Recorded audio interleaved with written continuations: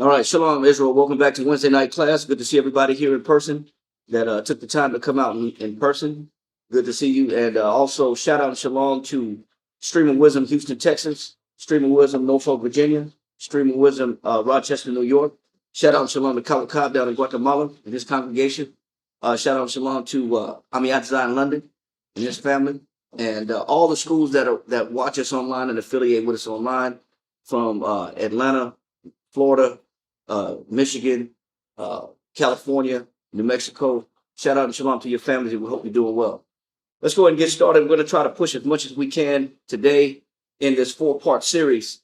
This is the 4th rendition of this Unbecoming Cain topic that we've been dealing with for the last 3 Wednesdays. And, well, actually 2 Wednesdays. And the first class was done about 10 months ago. So this is, hopefully we can get as much as we can in, but the purpose of this class, the objective is to dissect and examine the inner man, because the topic of the class, if you got pen and paper, it's called Unbecoming Cain Part 4, recognizing Cain-like spirits on the earth. So, you know, we know also the scripture said that there's nothing new under the sun. So the things that are written 4 times written for our learning. So those spirits that were here on the earth before, they can still exist today. So the objective is to recognize it, and more importantly, recognize to make sure if this spirit is in us. Are we showing rudimentary elements of this particular spirit? And if we do, how do we root it out? But first, it's about recognizing it. So the first scripture that we're going to start off with is one that we kind of ended with last Wednesday. It's Wisdom of Solomon, chapter 1, verse 6. If somebody get that, one of the brothers get that. Wisdom of Solomon, chapter 1 and verse 6. Shout out and shalom to the family online. Good to see everybody. Hope everybody's doing well. Shalom. Let's go ahead and get started. Wisdom of Solomon, chapter 1, verse 6. For wisdom is a loving spirit. So it says wisdom is a loving spirit. So we know that when we look at both Cain and Abel, you know, the Most High had accepted one sacrifice over the other. And what we have to look at is why. Why did the Most High accept one brother's sacrifice over another? He says, because wisdom is a what? For wisdom is a loving spirit. So the Most High, of course, is going to be more acceptable to the offering of the sacrifices of the individuals that display a loving spirit. Read on. And will not acquit a blasphemer of his word. And it says, and wisdom will not acquit a blasphemer of his word. Read on. For the Most High is witness of his reign and a true beholder of his heart. It says, and the Most High is a witness of his reign and a true beholder of his heart. Read on. And a hearer of his tongue. And a hearer of his tongue. So we're going to dissect this a little bit.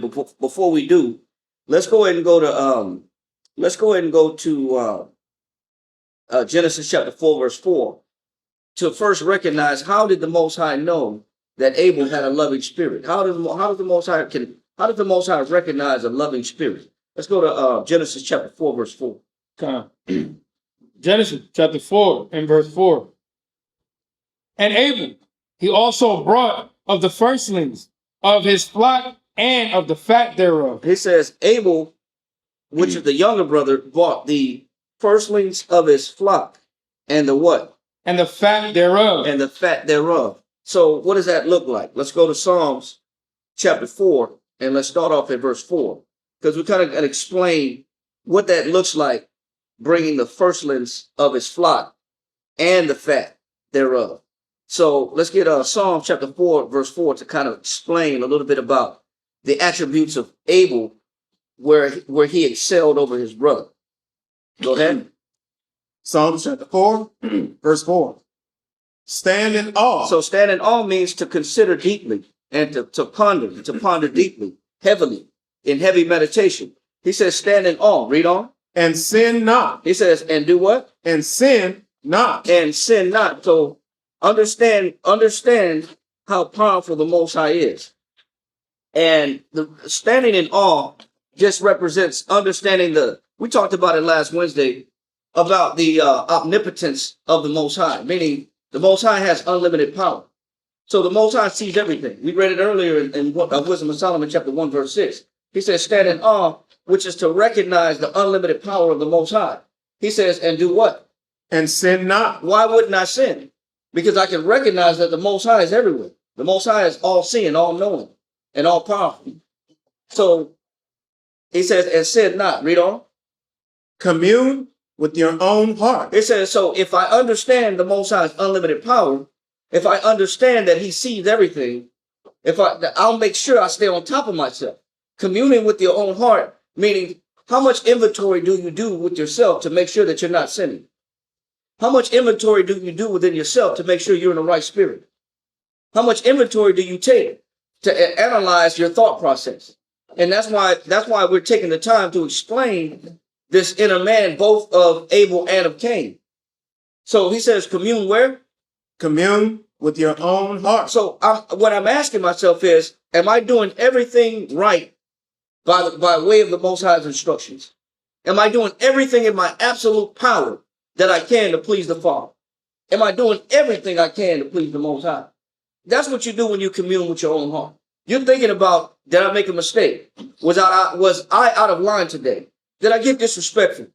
Did I get agitated? Was I angry at somebody? Did I let my emotions get the best of me? When you're communing with your own heart, you're doing some deep analyzation and some deep inventory on where your mind is and where your thought process is. Read on. Commune with your own heart upon your bed. It said, but you do this where? Upon your bed. So when do you do this? When do you get in your bed? It's time to rest. At the end of the day. So at the end of the day, what are you doing by the end of the day when it's time to lay down? You're doing a hot wash. What do you mean a hot wash? Well, it's doing a review of your day. You're looking at all the circumstances throughout the day, and you're making a measure.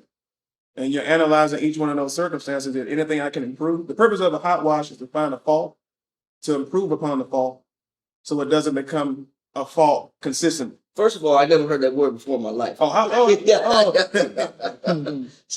First time I'm hearing yeah, it. yeah. So Military. I like it. Anyway, I'm gonna use it anyway. I like it. It was a military. Okay, well, we're gonna do a hot wash at the end of the night. I'm thinking like just getting the bathtub, but you're talking about something else on the inward level. You're talking about analyzing what thoughts a person got on the inside. But go ahead. Yeah, it's at the end of the day, whatever the task was or the mission was, you gather everyone around that was involved with the particular task, and you sit them down and you ask what could be improved, what mistakes did you see, and then you break it down and try and find a way to improve upon whatever situation it was. Okay, perfect. So you're doing some inventory. Yeah. But you're also trying to improve on what it is that you did do throughout the day. So you're not letting the day go by without thinking about how could I have been better, and how could my interactions been better, how could my speech been better. Yeah. So what we're looking at is when somebody's actually doing some real deep inventory within their own thoughts and their own speech, they're monitoring something about themselves, and they're doing this before they go to bed. So that means every single night I'm taking what? Inventory. Every single night I'm taking inventory. Every single night I'm thinking about where I made a mistake, where I could have been out of pocket, where I fell short at today.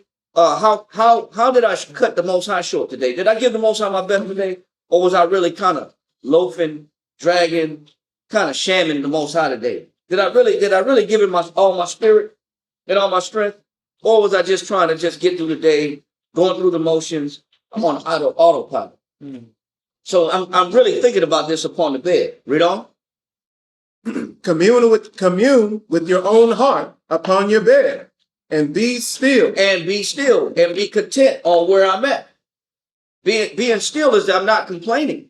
So I look at what I had today, and whether that was whatever the Most High brought to me today, by way of work, whether income, whether food, whether my housing, whether my living situation. I learned how to what? Be still. I learned how to be content. The water for that. I learned how to be still. Read. Verse 5. Yeah. Verse 5. Psalms chapter 4, verse 5. Offer the sacrifices of righteousness. And then as I do my inventory, then I'm going to make sure that I'm going to offer the Most High what?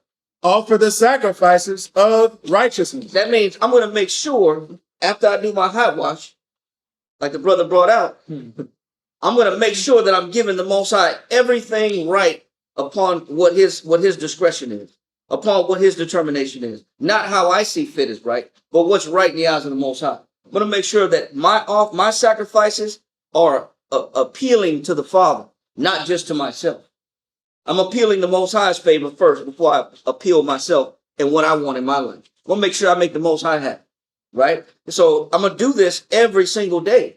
I'm going to offer the Most High the sacrifice of righteousness. What does he want from me today?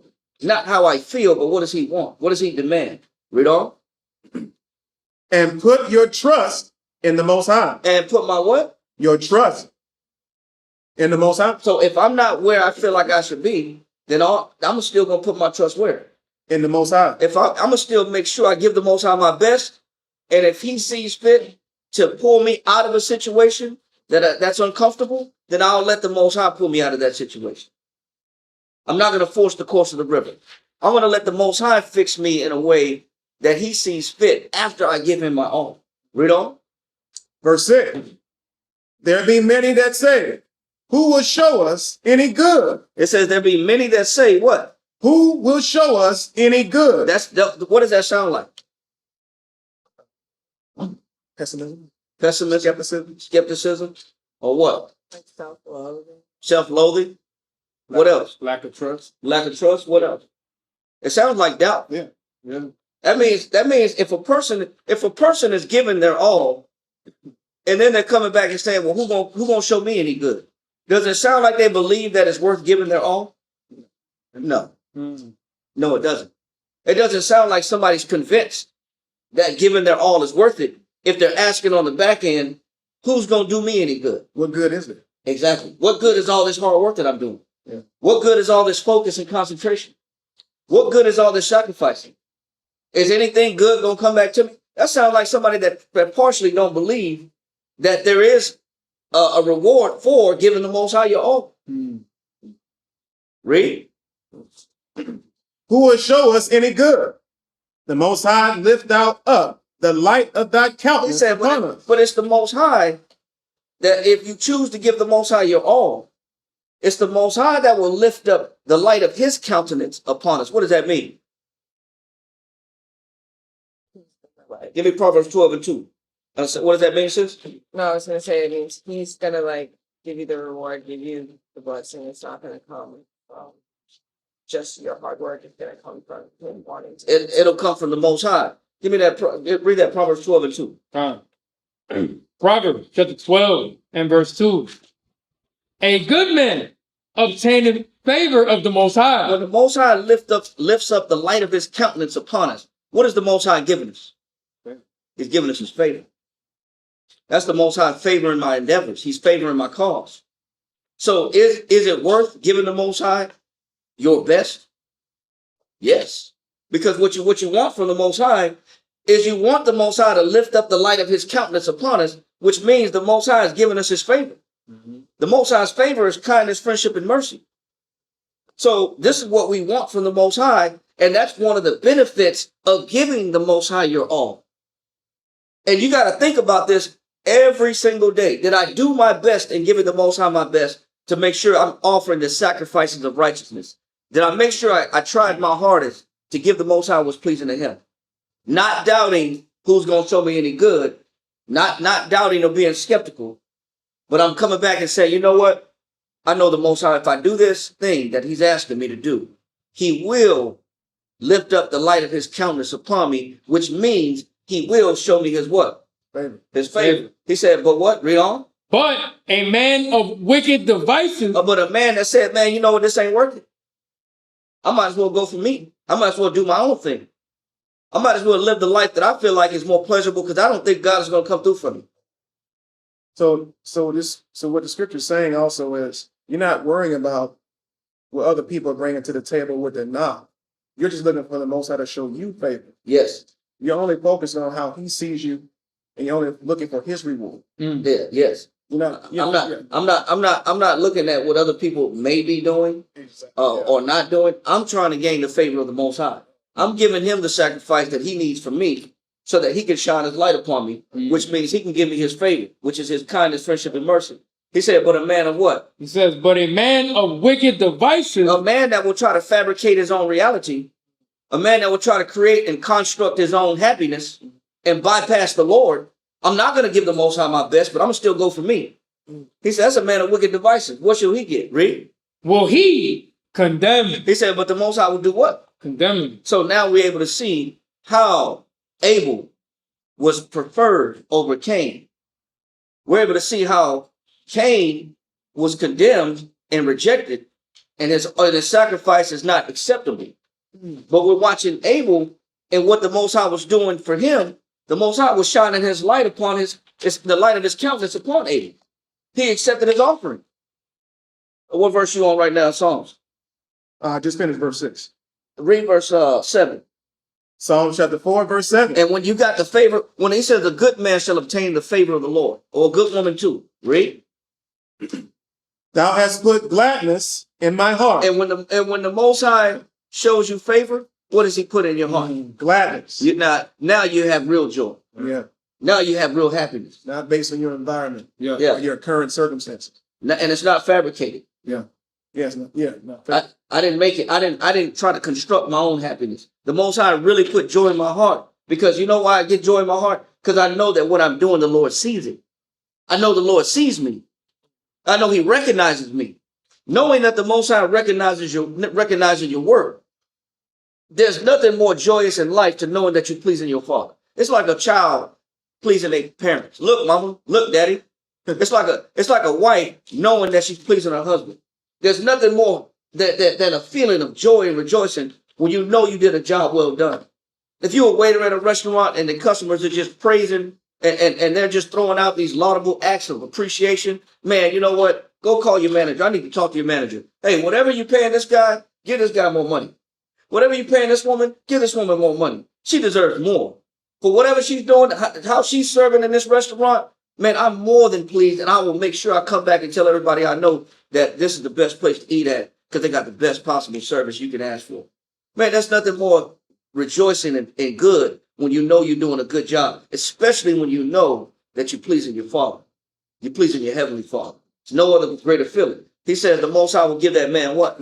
Gladness. Go ahead. Thou hast put gladness in my heart. And I'm not depressed. I'm not despondent. I'm not suicidal. I'm not bitter. I'm not angry at the world. I'm not mad at the world. I'm not mad at people. When I give the Most High my best, the benefit and the reward is he puts gladness in my heart. Read. Thou hast put gladness in my heart. More. It said more than what? More than in the time that their corn and their wine increased. Wait a minute. I'm only happy when I get paid. More than in the time that their corn and their wine increased. I'm only happy when I'm reaping a benefit. Or am I happy all the time? More than in the time that their corn and their wine increased. So what was the difference between Cain and Abel? Abel was only appreciative when his corn grew up. Because remember, he was what was Cain's job? Cain was a tiller of the ground. What was Abel's job? Abel was a keeper of the sheep. So you know what he looks at is, who can appreciate life and be happy and be joyous and rejoice, not just when they're getting something. Yeah. Because that's the only time some of us are actually happy. Only when I see something benefit coming to my hand. Yeah. Now I'm praising the Lord. Now I'm thankful to the Most High. Only when I see a benefit. You know what real joy is? Joy is when you know you're pleasing the Most High. And that joy goes beyond just when your corn springs up. Or just when your grapes are growing and you got plenty of wine on the vineyard. It's not just when you're receiving a benefit. It's at all times. It's even when things aren't growing, you're still happy. You're still rejoicing. This is the spirit that the Most High will acknowledge his sacrifices and bless him, and his reward is a happy heart. Not angry, not bitterness, not wrath, not, like I said, not all these 7 different emotions. So serving the Lord makes you happy, and that's the benefit. And then when you know you pleasing the Lord, and you're content on serving the Lord, and there's nothing else that you rather do. Read on. I will both lay me down in peace. Now, when I lay down in peace, I'm in my bed communing in my heart. Yeah. I'm meditating on all my actions. Now, when I do lay down, the Most High said, he said he laid me down in what? In peace. Now I'm not struggling. Yeah. I'm not suffering from insomnia. Yeah. Or I'm not suffering from a guilty conscience. Or I'm not bitter and I can't go to sleep because my mind's not at ease. Y'all people are not content in life. They just cannot rest. Yes. The scripture says there's no rest for the wicked and for the wicked, really. But he's showing how when you do everything right and your relationship is right with the Lord, the benefit is good what? It's Peace and sleep. and sleep, man. And rest. Yes, sir. Remember that definition we went about conformity? It goes right on the point about that joy. It says, true happiness consists in conformity of life to the divine laws. It just goes right on your point, Shanshuan. Real joy only comes from your servitude to the Heavenly Father. Because we like Shanshuan, we like to, like you said earlier, we like to fabricate our own joy. We like to look for joy in different areas that don't really give us that true happiness. Yep. True happiness only comes from serving the Lord. It only comes from serving the Lord. But the reward is when you lay down at night, Yeah. man, you're not thinking about looking over your shoulder. That's good sleep. It's good sleep. You're not looking at who gonna get you back. It's no anxiety. Who gonna take revenge on you? Yeah, no anxiety. Who you did dirty that's gonna come looking for you? Or that bad conscience knowing that the Most High, he might sting me at any moment. I don't have no regrets. That guilt's not on my head. That guilt ain't laying on my head when I'm trying to lay down at night. So he's showing how there's benefits to serving the Lord. He said, verse 8 again. Psalm chapter 4, verse 8. I will both lay me down in peace and sleep.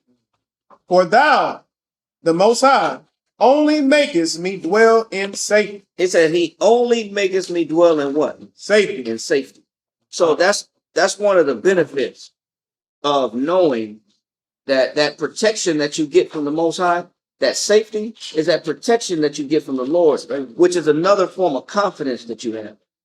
That safety is another form of confidence. I possess a confidence that I wouldn't possess just because my crops are growing, which means you can make all the money in the bank. It doesn't mean you're going to be at peace. Be depressed. You can have all the vineyards glowing with grapes. Yeah. It doesn't mean you're going to be at peace and be in safety. Usually they say more money, more problem. Yeah. Celebrities talk about it all the time. It doesn't mean that you're blessed. Doesn't mean it doesn't guarantee peace. So what he's showing us is there's a benefit to giving the Most High everything you got and making sure that before you go to bed at night and you lay down, you think about, man, did I give the Most High my best today? Or was I slacking?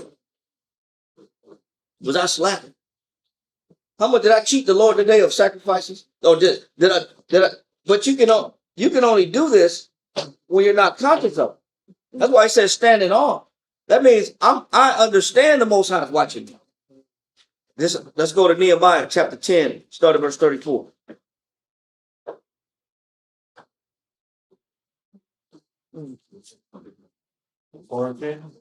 Nehemiah chapter 10, verse 34. And we're going to read through 39. Nehemiah 10 and 34. And we cast the lot among the priests, the Levites, and the people for the blood offering, Go ahead. to bring it into the house of our power, after the houses of our fathers, at times appointed year by year, to burn upon the altar of the Lord our power, as it is written in the law, and to bring the first fruits of our ground. He said, this how the Most High know that we got a loving spirit. He said, the Most High know we got a loving spirit. He says, when we bring the first fruits of what? Our ground. He said, of everything that you yield, do you make sure that the Most High is taken care of first? Is the Most High considered first? And are you bringing it first? That's how the Most High knows. Let me get this verse right quick. I want to get this verse. Keep reading. Come. From top 35. And to bring the first fruits of our ground, and the first fruits of all our fruit of all trees, year by year, Go ahead. unto the house of the Lord. Also the firstborn sons, He said, and the firstborn of what? our sons, The firstborn of your children are dedicated to who? The Most High service. So what the Most High is looking at, why does he keep saying the firstborn of the corn, the firstborn of the land, the firstborn of the fruit, the firstborn of your kid? Why is the scripture saying you got to give the firstborn? What does that mean? The firstborn is, yes, it's. It's like as soon as you get blessed from him, you have to like give it back. Like your first blessing you receive. Usually the firstborn is the strongest. Usually the first yield is the strongest. Because the soil of crops is full of minerals. So it yields the best.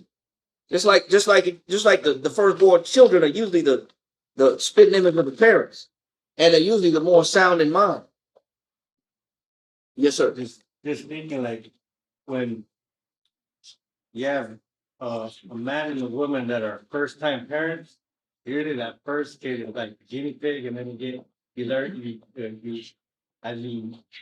as they grow and you grow, you learn more about parenting. So if you give it to the Most High, then she'll be nourished, and she'll be nourished better than if we were regular parenting. You know, on that point you're making, you know how much emphasis you put into the firstborn child? As soon as that baby fall out the bed, you at the hospital. By the time you have 2 or 3 kids, that baby roll out the bed, you pick that baby up, put him right back in the bed, so you'll be all right. That baby don't even get an ice pack. That baby don't get an ice pack. He just put him back in the bed and you'll be all right. Sleep it off. You're gonna be all right. You're gonna be all right. You know how much emphasis you put into the firstborn? But that amount of attention to detail, that amount of commitment, you know, that amount of commitment is what the Most High wants first. He wants that kind of commitment to put in him first in everything that you do. That kind of like that fear, that initial fear. Man, the Most High wants that, but he wants that level of respect. But that's why I continue to ask, I need the firstborn. I need the firstborn. I need the firstborn. Firstborn of the corn. Firstborn of the wine. What else? Also the firstborn of our sons and of our cattle, as it is written in the law, and the firstlings of our herds and of our flocks, to bring to the house of our power unto the priests that minister in the house of our power. Go ahead. Verse 37. And that we should bring the first fruit of our dough. And he said the first fruit of what? Our dough. When you rolling dough, bring your first fruit of your dough. Your bread. Read. And our offering. Go ahead. And the fruit of all manner of trees, of wine and of oil. He said all manner of trees. Whatever tree grows on your land, bring the Most High the best fruit of it. He said, and the oil. That could be grapeseed oil. That could be olive oil. That could be canola. Not canola oil. Castor oil, castor seed oil, black seed oil, Yeah. olive oil, whatever kind of oil it is. He said, bring the first of it. Jehovah, read. Yeah. Unto the priest, to the chambers of the house of our power, and the tithes of our ground to the Levites, unto the Levites, that the same Levites might have the tithes in all the cities of our tillage. And the priests of the sons of Aaron shall be with the Levites when the Levites take tithes, and the Levites shall bring up the tithes of the tithes unto the house of our power, to the chambers, into the treasure house. Verse 39. For the children of Israel and the children of Levi shall bring the offering of the corn, of the new wine, and the oil, unto the chambers, where are the vessels of the sanctuary, and the priests that minister, and the porters, and the singers. Stop. This is what I want to get to. While you're giving the Most High the first and the best of what you yield, he says you also bring it with what? Read that last part. says, where are the vessels of the sanctuary, and the priests that ministers, and the porters, and the singers? And the who? The singers. Why is that important? Bring the praise. Because you bring, what do the singers do? Praising the Lord. They're praising the Lord. What does the Most High want from us? Not only does he want you giving the best of what you have to give, but he also want to hear you praising him while you do it. Prayer. He wants to hear praise, because you know what? If I'm giving it, if I'm not praising it, I might be what? I might be bitter. Yeah. You don't want to give it up. I might not want to give it up. So the Most High is measuring the context of the mentality behind you giving. When you give the best of what you have, is there songs behind it? Yeah. Are you praising the Lord behind it? Or are you giving it disgruntledly? Reluctantly? Read on. And the porters and the singers, and we will not forsake the house of our power. And he said, and we will not forsake the house of our power. This is how the Most High know that we're operating in a loving spirit. That's how the Most High know we're in the right spirit. When all these things can be executed, the Most High knows we're operating in the right spirit. Now let that go, and let's go back to Genesis chapter 4, verse 3.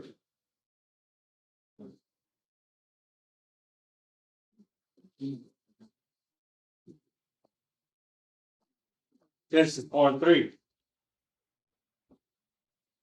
And in process of time it came to pass that Cain brought of the fruit of the ground and an offering unto the Lord. And Abel he also brought of the firstlings of his flock and of the fat thereof. Read that again. And Abel he also brought of the firstlings of his flock and of the fat thereof. And the Lord had respect unto Abel and of his offering. It said the Lord had what? Had respect unto Abel and his offering. Why would the Most High have respect unto Abel and his offering? But the firstlings. Because he did what? He did exactly what he had. Because it wasn't nothing for Abel to bring whatever he had to the Most High and the strength of it with praise, with thanksgiving. And that's why the Most High said, man, you know what? This man is operating in a loving spirit. I'm going to go ahead and acknowledge and accept his offering, and I'm going to bless him accordingly. I'm going to reward him accordingly to his offering. Look at how he's giving to me. Look at the mind state of this man as he's giving to me. You know, when you give your first ones, it's like you're saying, I don't want the Most High to wait. I don't want to keep the Most High at bay. You don't want him to. You want to give to him while delayed. Yeah. You want to make him priority. You want to make him what? Priority.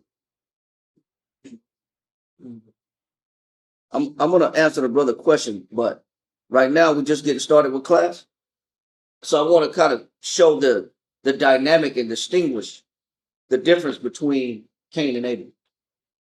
One is accepted, and we know why it's accepted. Look at how he put the Most High's priority. Look at how he put the Most High first. Look at how he brought whatever he had to bring to the table with joy. And it wasn't an issue. Read Genesis chapter 4, verse 4. Genesis 4:4. And Abel, he also brought of the firstlings of his flock and of the fat thereof. He said he brought the firstlings of his flock and the fat thereof. Read. And the Lord had respect unto Abel and to his offering. I'm sorry, read verse 3 again. I want to hit this point. And in process of time, it came to pass. Now stop. We skip over this a lot. And we just ignore that what is being said. He says, in the process of time, meaning it wasn't immediate. It wasn't immediate. It wasn't off the rip and off the jump. It wasn't priority. He says, in the process of time, read on. And in process of time, it came to pass. It came to pass. Yeah. That means it took a while, Yeah. but it eventually happened where what? That Cain brought of the fruit of the ground an offering unto the Lord. What does that mean? He was still. He made the Most High wait. He was stalling. He was stalling up the Most High. He was stalling, bro. Yeah. Yes, sir. Not only that, it says he brought of the fruits. It doesn't even say he brought the first fruits. We was gonna get to that. What you got. But I'm glad you brought it out because you see it. You see it. It didn't. First of all, he made the Most High wait. Yeah. It's a in a process of time. It came to pass that Cain did what? That Cain brought of the fruit of the ground. Then that's the point. Now we see the difference. Yeah. He brought the fruit, but it wasn't the first fruits. No, it wasn't. So where was his mind at? Oh, you got his. You got his.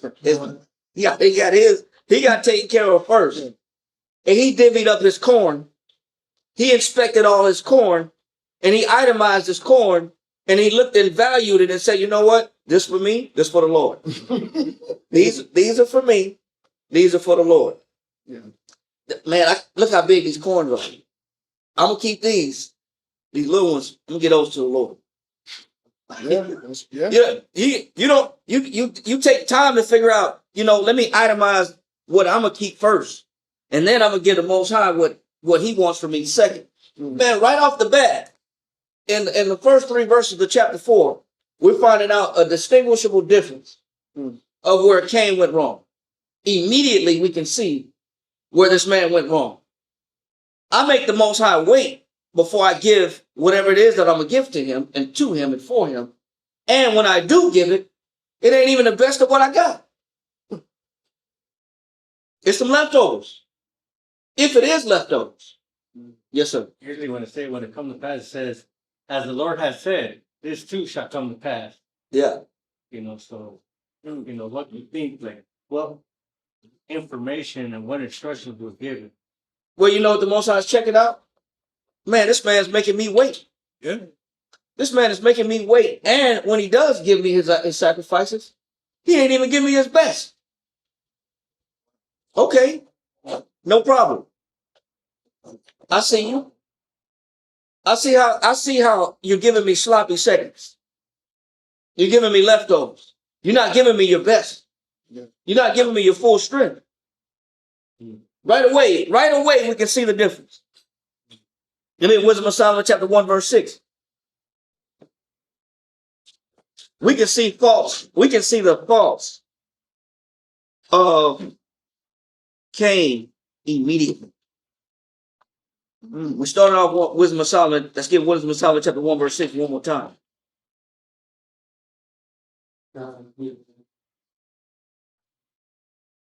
Wisdom of Solomon, chapter 1, verse 6. For wisdom is a loving spirit. It said wisdom is a loving spirit. Now, we already explained at the beginning of the class, how does the Most High know that you're in a loving spirit? Because you have no problem giving to him the very best of what you bring to the table. And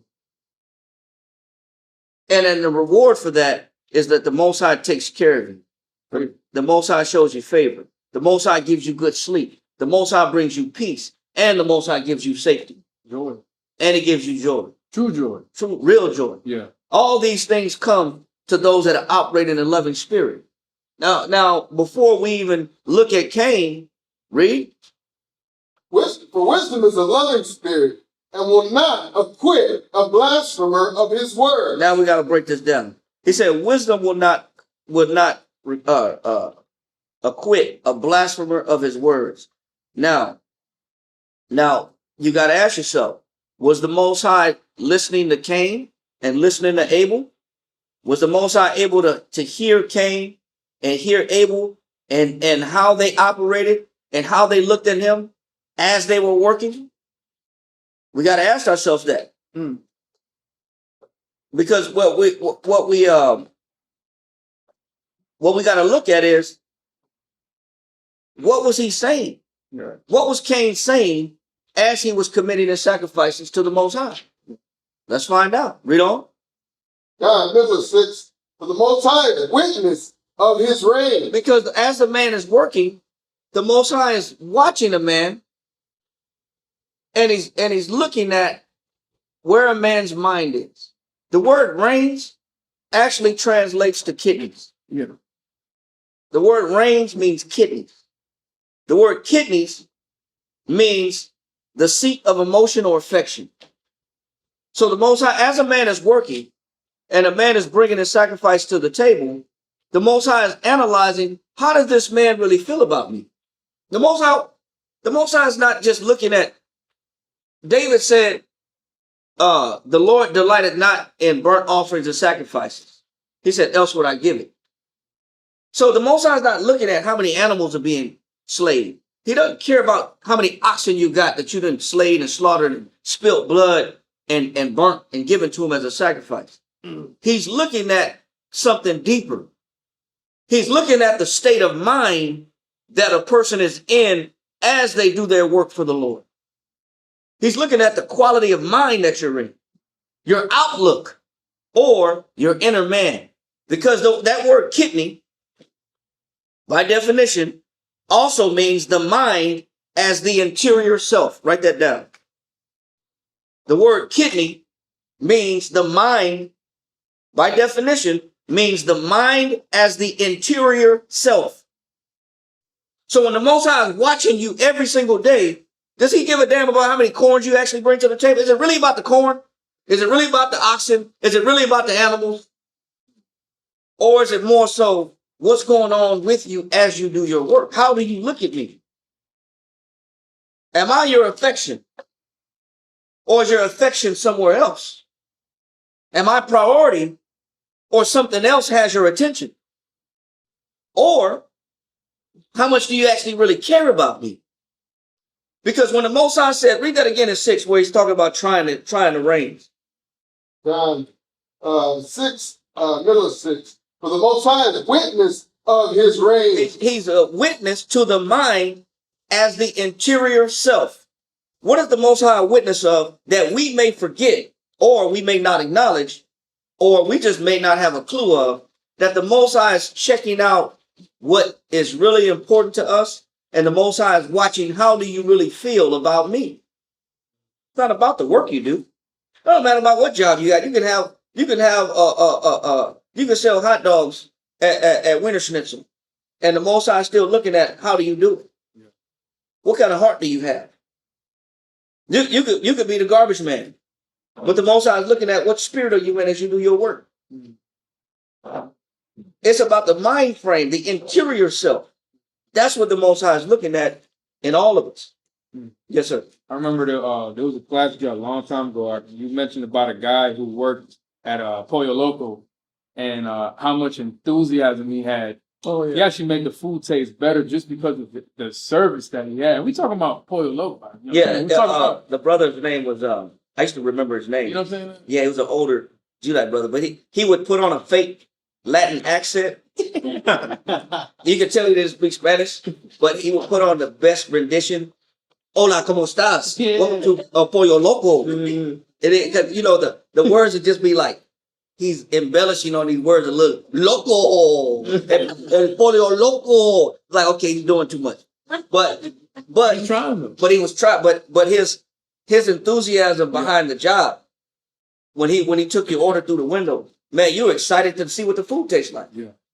He said, "Do you want that with black beans? Do you want that with frijoles? Do you want it with rice?" Mm-hmm. And you would think you're talking to a Latin brother, but it's a brother that's putting on his best, Latin, Spanish food, Hispanic food accent that he possibly could. And it was horrible, but you looked past it because you knew he was giving his all. You know, he put his all into the lingo, the frijoles. Do you want the rice, el arroz? But man, hey, he was on it, bro. Like you said, when you was in the drive-thru, you thought, you know, his brother was really like Latino. So yeah, I put up to the yeah. I pulled up and said, brother, dark-skinned brother from California. But hey, I tell you what, the food was great, yeah, and he made you feel special, and that's what matters, man. That's what matters. So, what the Most High is doing is he's checking the interior self. Read that again, Ahmad. God, middle of 6. For the Most High is witness of his reign. It says the Most High is witness. He's paying attention to the man's emotions and affections. He's paying attention to the mind as the interior self. Yeah. He's checking out things that you have no idea that he's looking at. The Most High has technology that nobody has in the world. You know, when you work for the man, so to speak, the man can put a monitor on you and he got cameras on you and he can check it. He's checking you out. He knows when you're in the bathroom too long. He's checking the cameras. He said, man, you took a long break. You didn't clock back in on time. How come you went over your break 30 minutes? Why you 10 minutes late on your coming back from your lunch every single day? How come you leave early? You leave 5 minutes early every single day.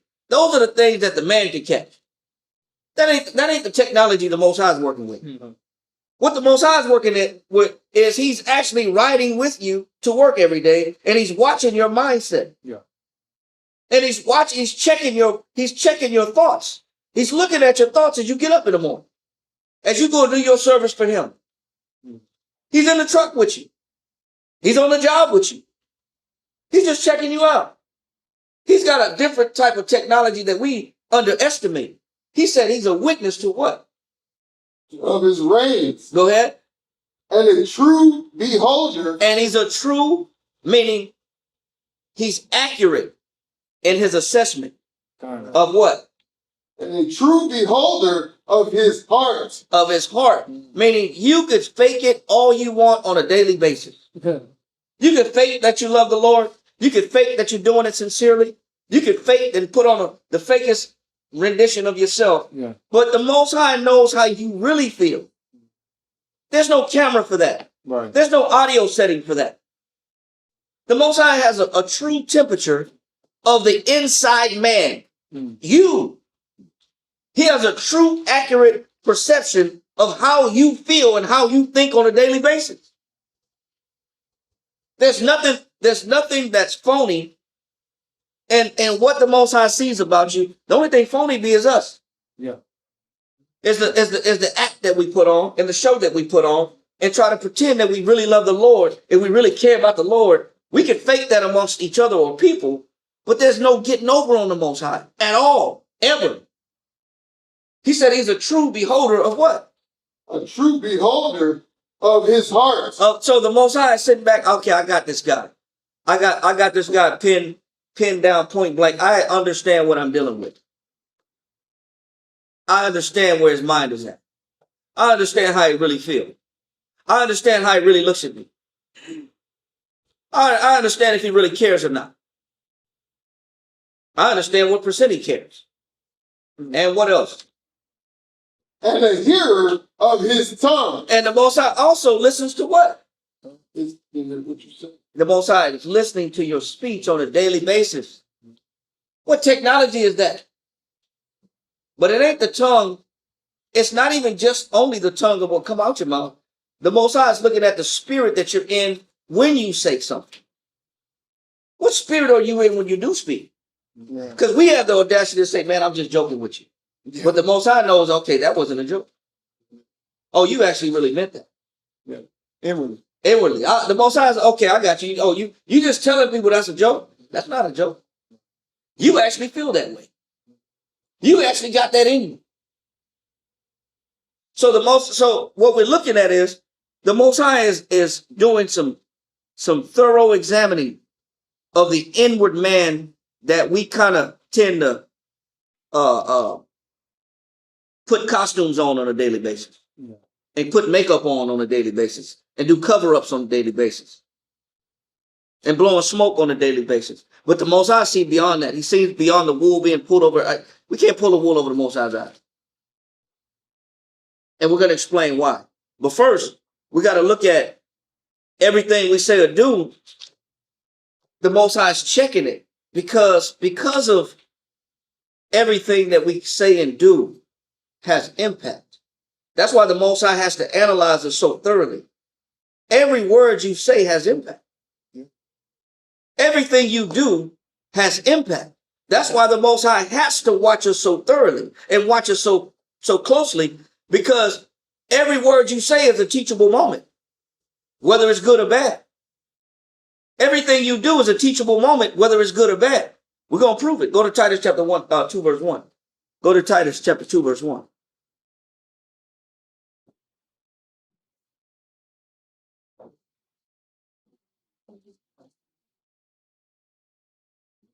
Titus 2:1. Read that. But speak thou the things. He said, listen to what he said. He said, but speak thou the what? But speak thou the things which become sound doctrine. He said, but speak thou the things which become sound what? Doctrine. So he says, this is what the Most High's expectation is every time we open our mouth. This is what the Most High's expectation is in what he wants coming out of our mouth. Every word that I say, the Most High wants every single word that I say out of my mouth to be sound doctrine. What does that mean? We'll get to the meaning, but we got to explain it first of how critical it is of when you open your mouth, what the Most High's expectation is every time you say a word out of your mouth and you use your voice box and your larynx and you exhale and you say some words. What is the Most High expecting those words to land? Where are those words supposed to be going? What is the trajectory of those words? He says, do what? But speak thou the things which become sound doctrine. He says every single word that comes out of your mouth must become sound what? Doctrine. Sound doctrine. We're gonna get what this doctrine is, what this sound doctrine is. It says, I got a definition. It says sound doctrine.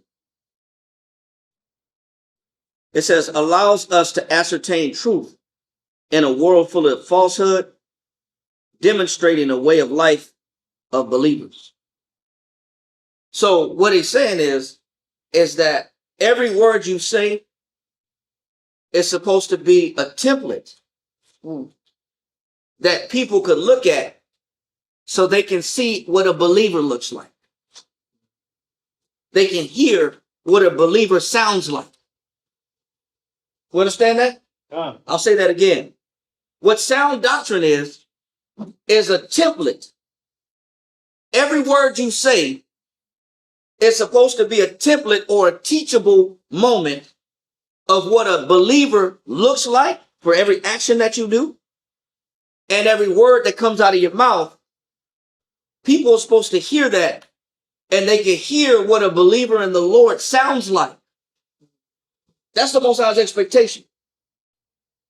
Are you saying words every day that can display what a believer in the Most High sounds like? Are you putting out a template that people can follow to say, man, you know what? I can tell that there's a God because I'm listening to that guy and the way he talks, he's a believer in the Most High. There is hope. I know there's hope because I'm listening to what he's saying and I can believe in what he's saying is right. Because every single thing that comes out of our mouth is supposed to become sound doctrine, meaning it's a teachable example.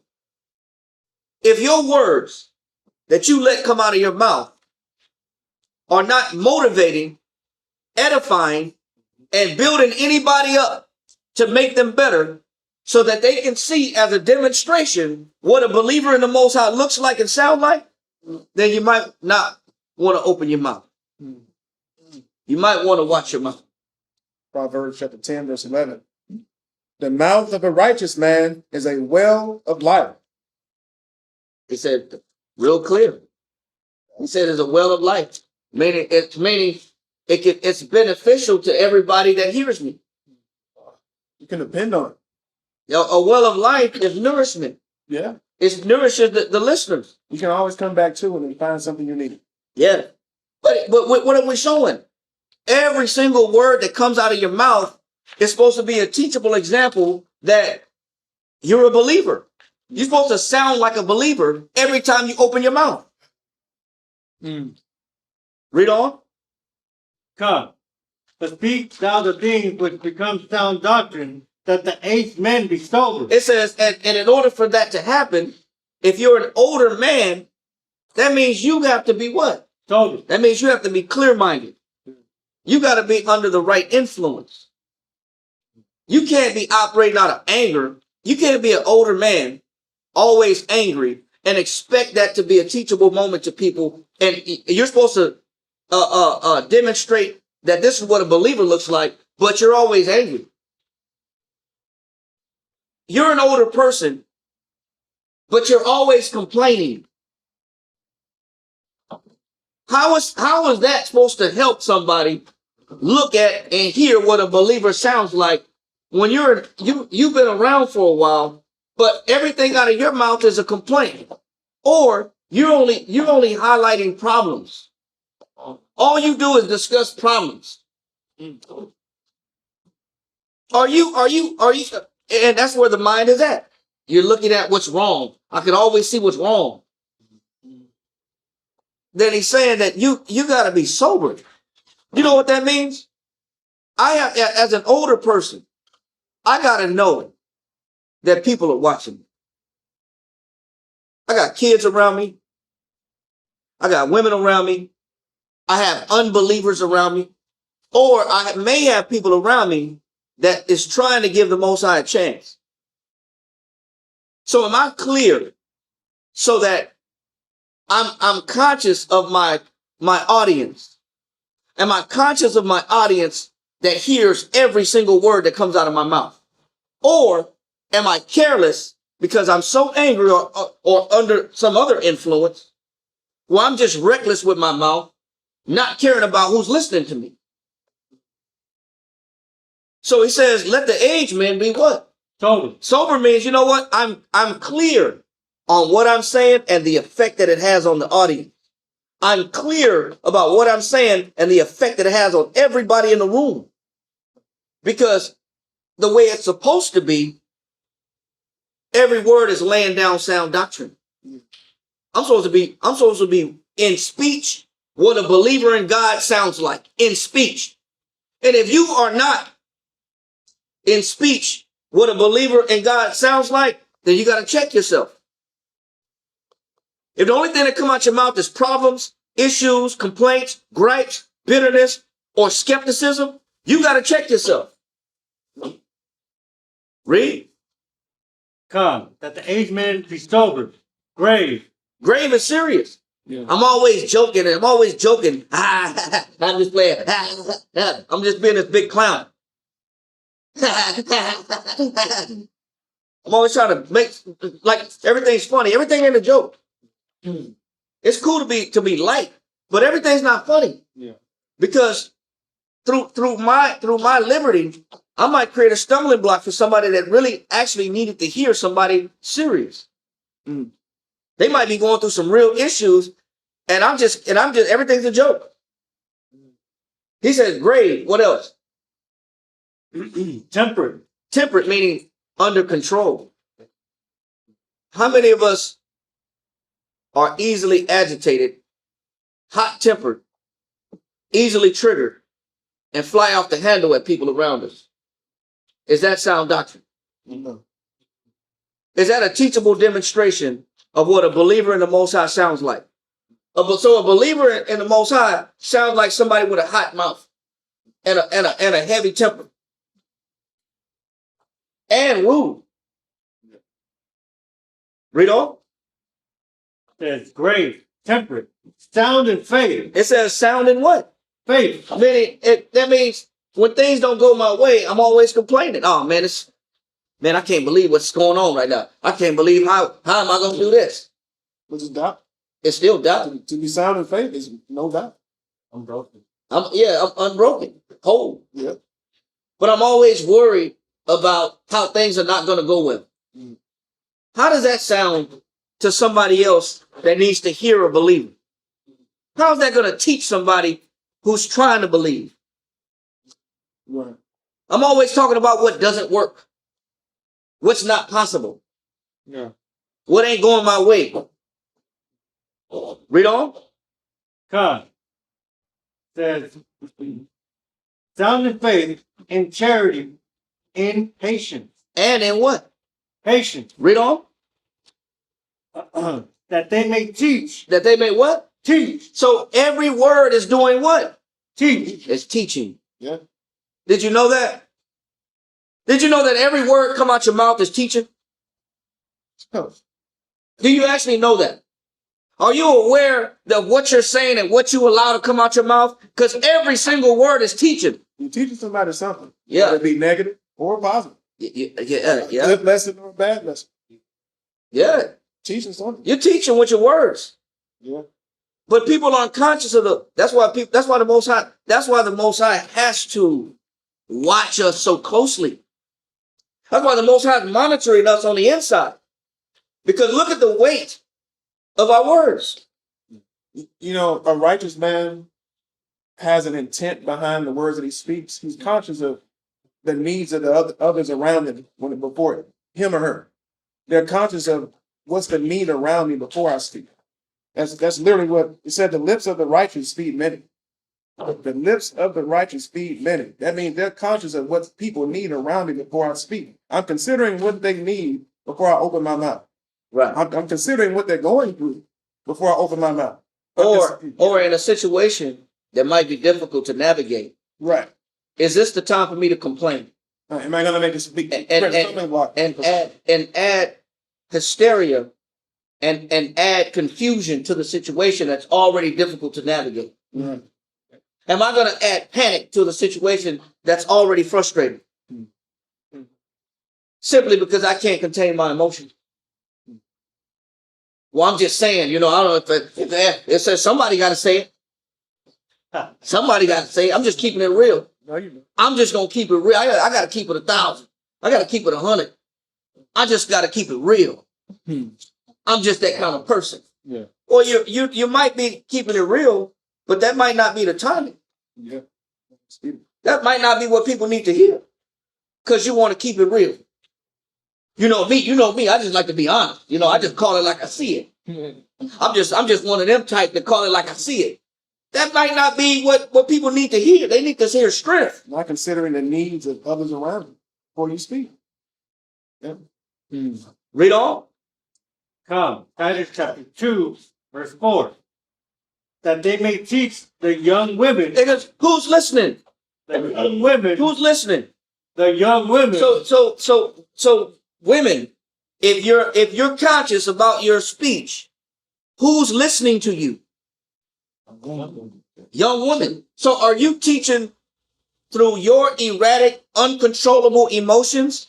Are you laying down the wrong foundation to the young women?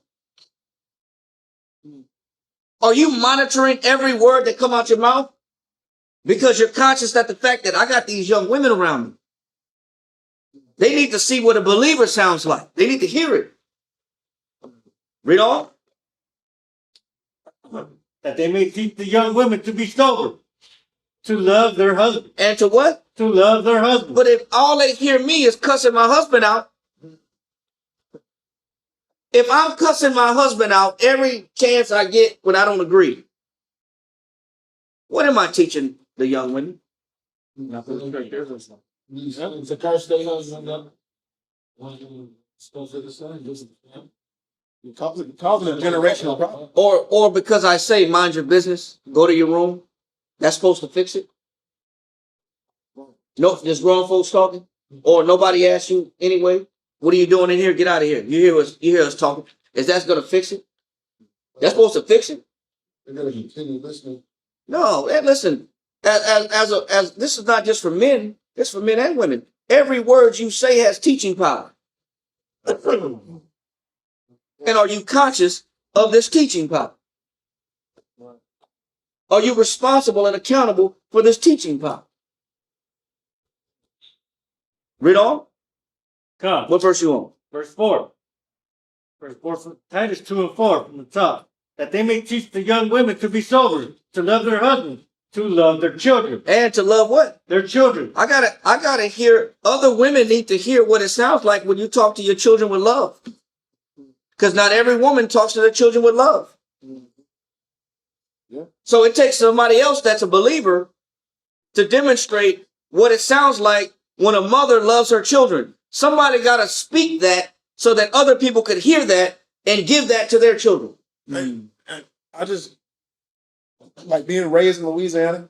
Yeah, there's a parenting template, and whenever your kids are making too much noise, whenever they're doing something that's irksome or getting on your nerves, you say the most hateful and disrespectful things to your children.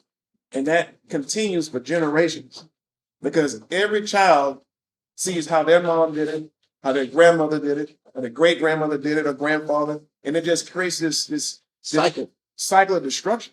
And then kids grow up not having confidence, not being good communicators because every time they tried to communicate, they got shut down. Or they're extremely emotional. Right, exactly. It just creates a horrible chain effect. Yes, sir. I agree with it 100%. And that's why the forgiveness aspect, realizing that we're just a few generations from iron shackles and whips as being our parents. Now, 200 years ago, 150 years ago, whatever it was you want to say, when we got that freedom where they took the chains off. But up until then, our mothers, our fathers were our slaves.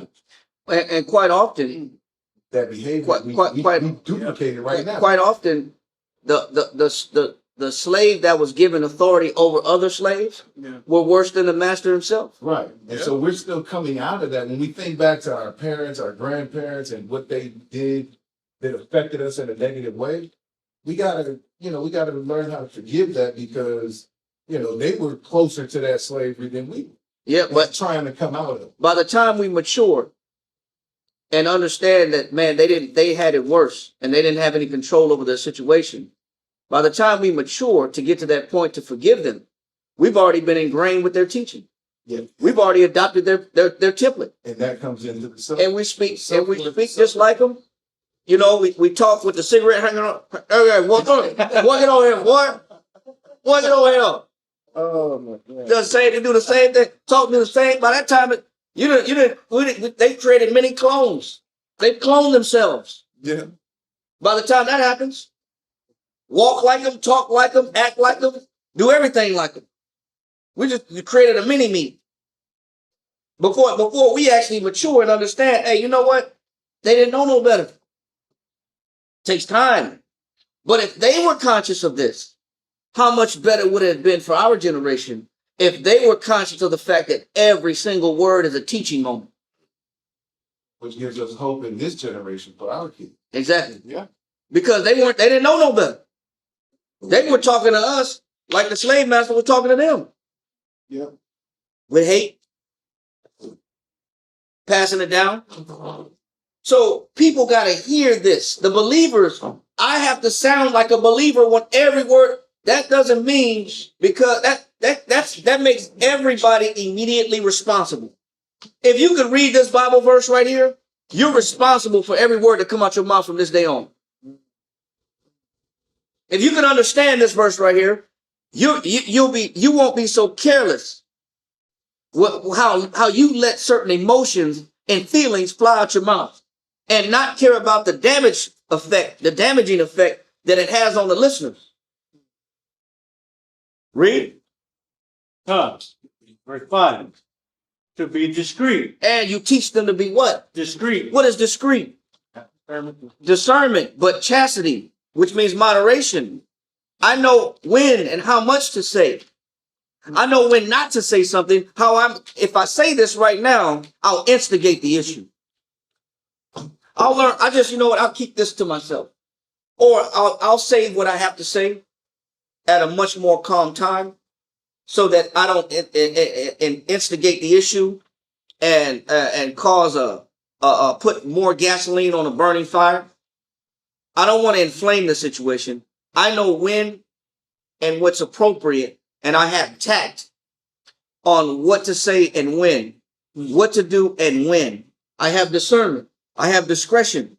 I have moderation. I'm not just going, I'm going to give you a piece of me. I'm just going to let you have it. No, I'm not just going to let you have it. I gotta know timing. Is this the time for me to say something, or can this wait? When we're much more at peace and at calm with each other, who's watching me? Who's around me right now? Do the new fruit need to hear my complaint? Do the new believers have to hear what the hell I got to say that I don't agree with?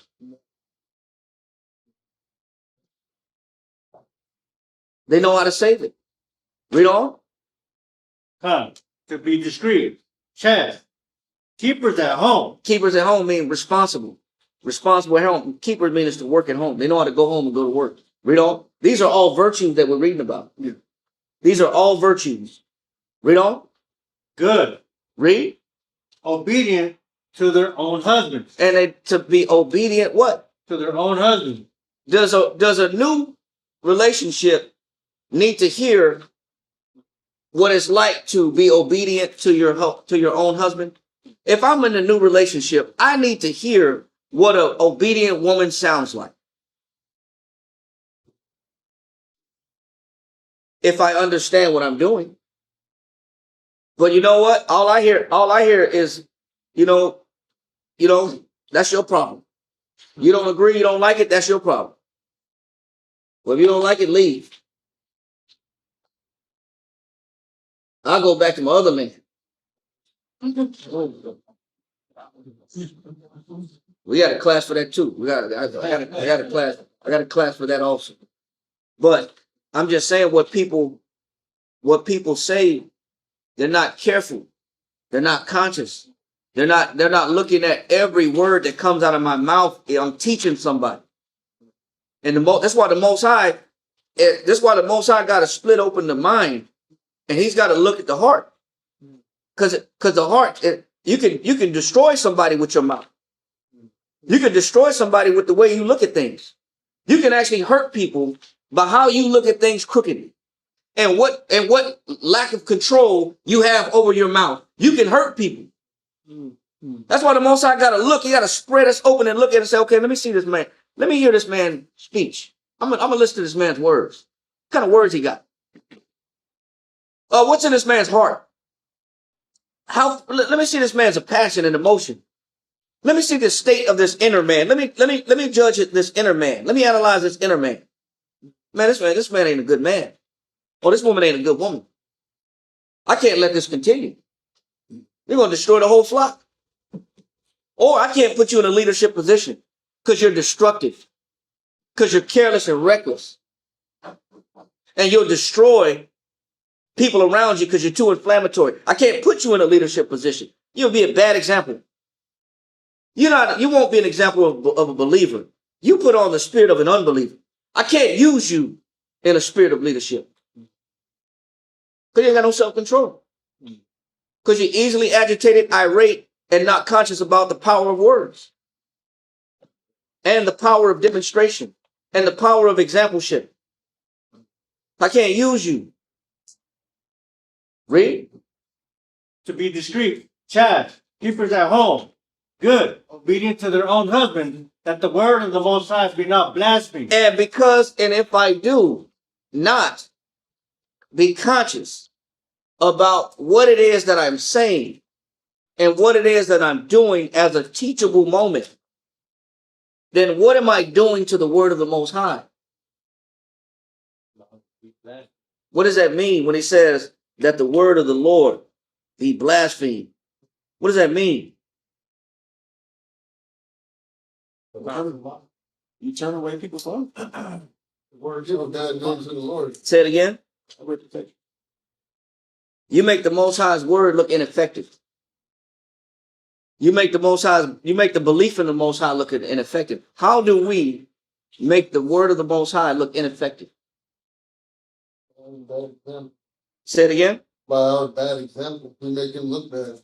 By our bad example, we make him look bad. 1 Timothy 4:12. Read that.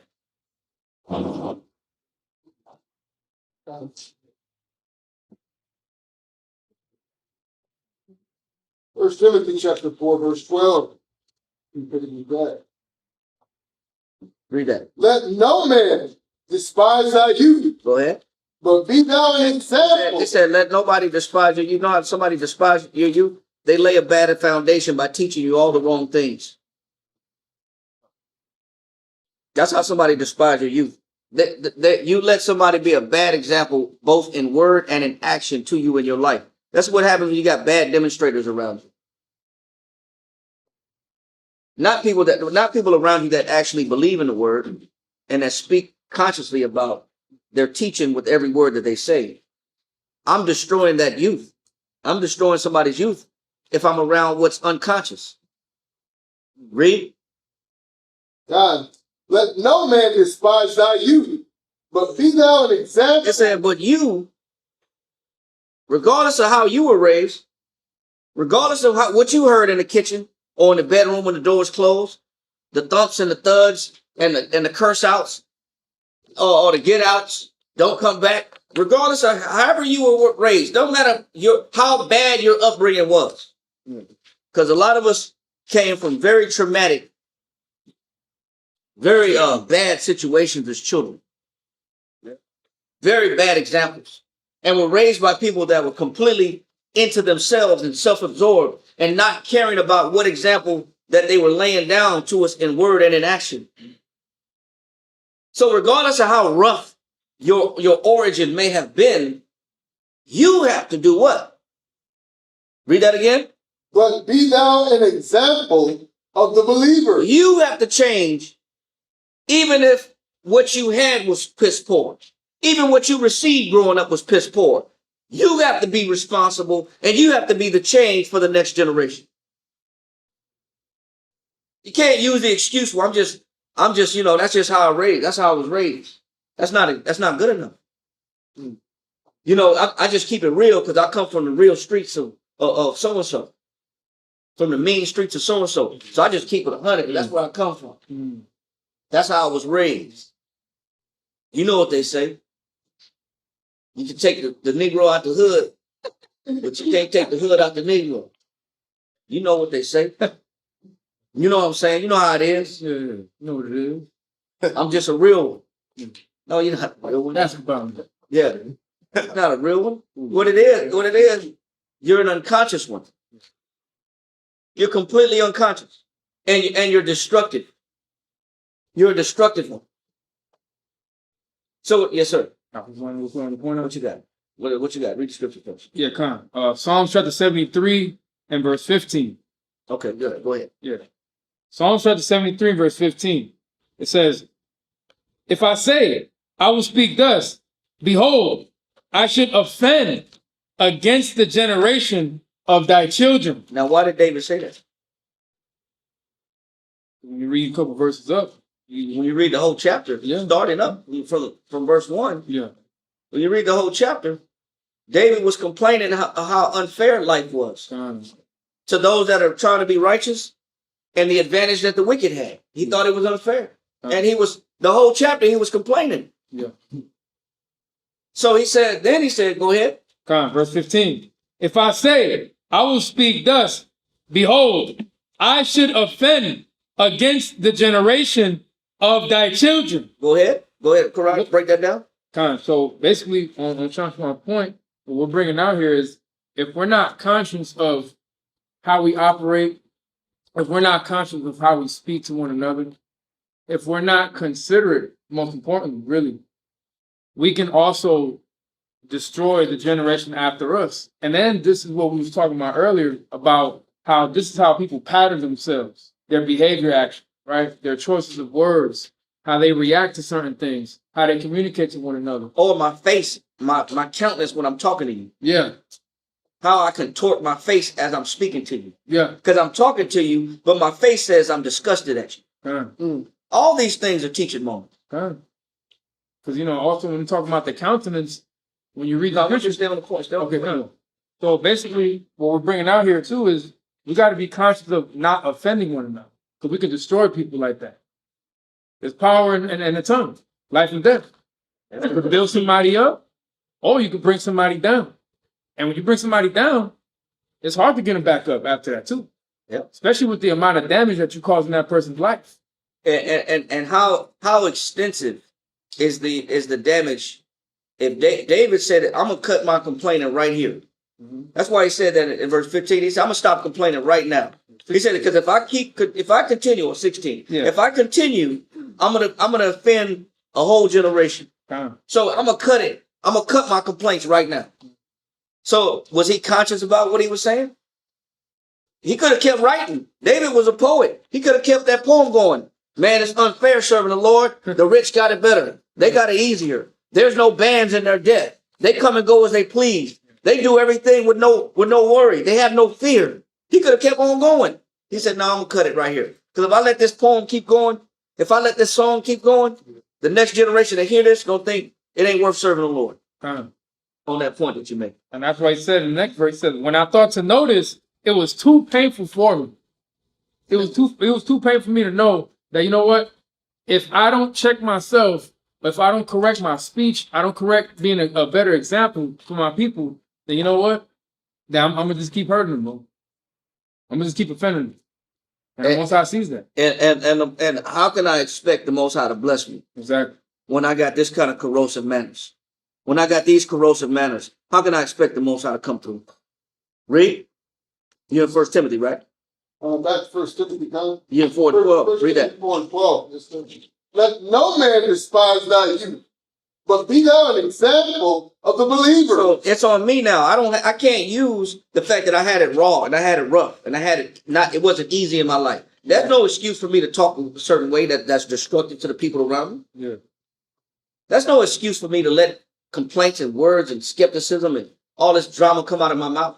Yeah. And evil come out of my mouth. No excuse. God. Read on. God, middle of 12.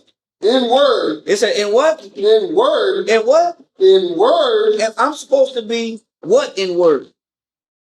Believer. I'm supposed to be, read it again, verse 12. God, let no man despise thy youth, but be thou an example of the believer. I'm supposed to be an example of who? The believer. So how are people supposed to know that I'm a believer?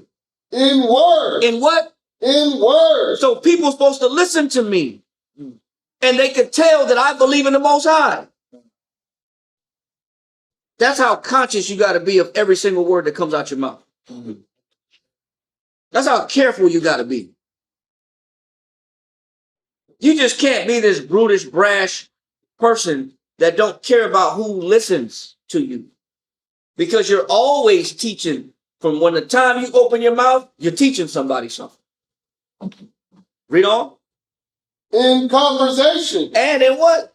In conversation. I got to look, even if we're having a conversation, whether it's a group conversation or it's a one-on-one, I got to look at the context, the character, the quality, the material, the ingredients, the validity, the positivity. How positive is this conversation that I'm having? If we're talking about war stories and glory days and what we did as street menaces, and we were Dennis the Menace, when we talk about this, the gang banging era and with the shootouts and the fights that we had and the glory days when we went upside somebody's head and we talk about, hitting licks and robbing and how we backdoored somebody. Yeah. Don't you know that you're teaching and even in that conversation? Yeah. Don't you know that that's actually not productive at all? Right. To edifying somebody, talking about your war stories or your near-death experiences where the police almost had you and you dipped and you drove the car through a ditch and you popped out in the alley and you got away and man, what a good time, what a blast that we had. The hell are you teaching somebody then?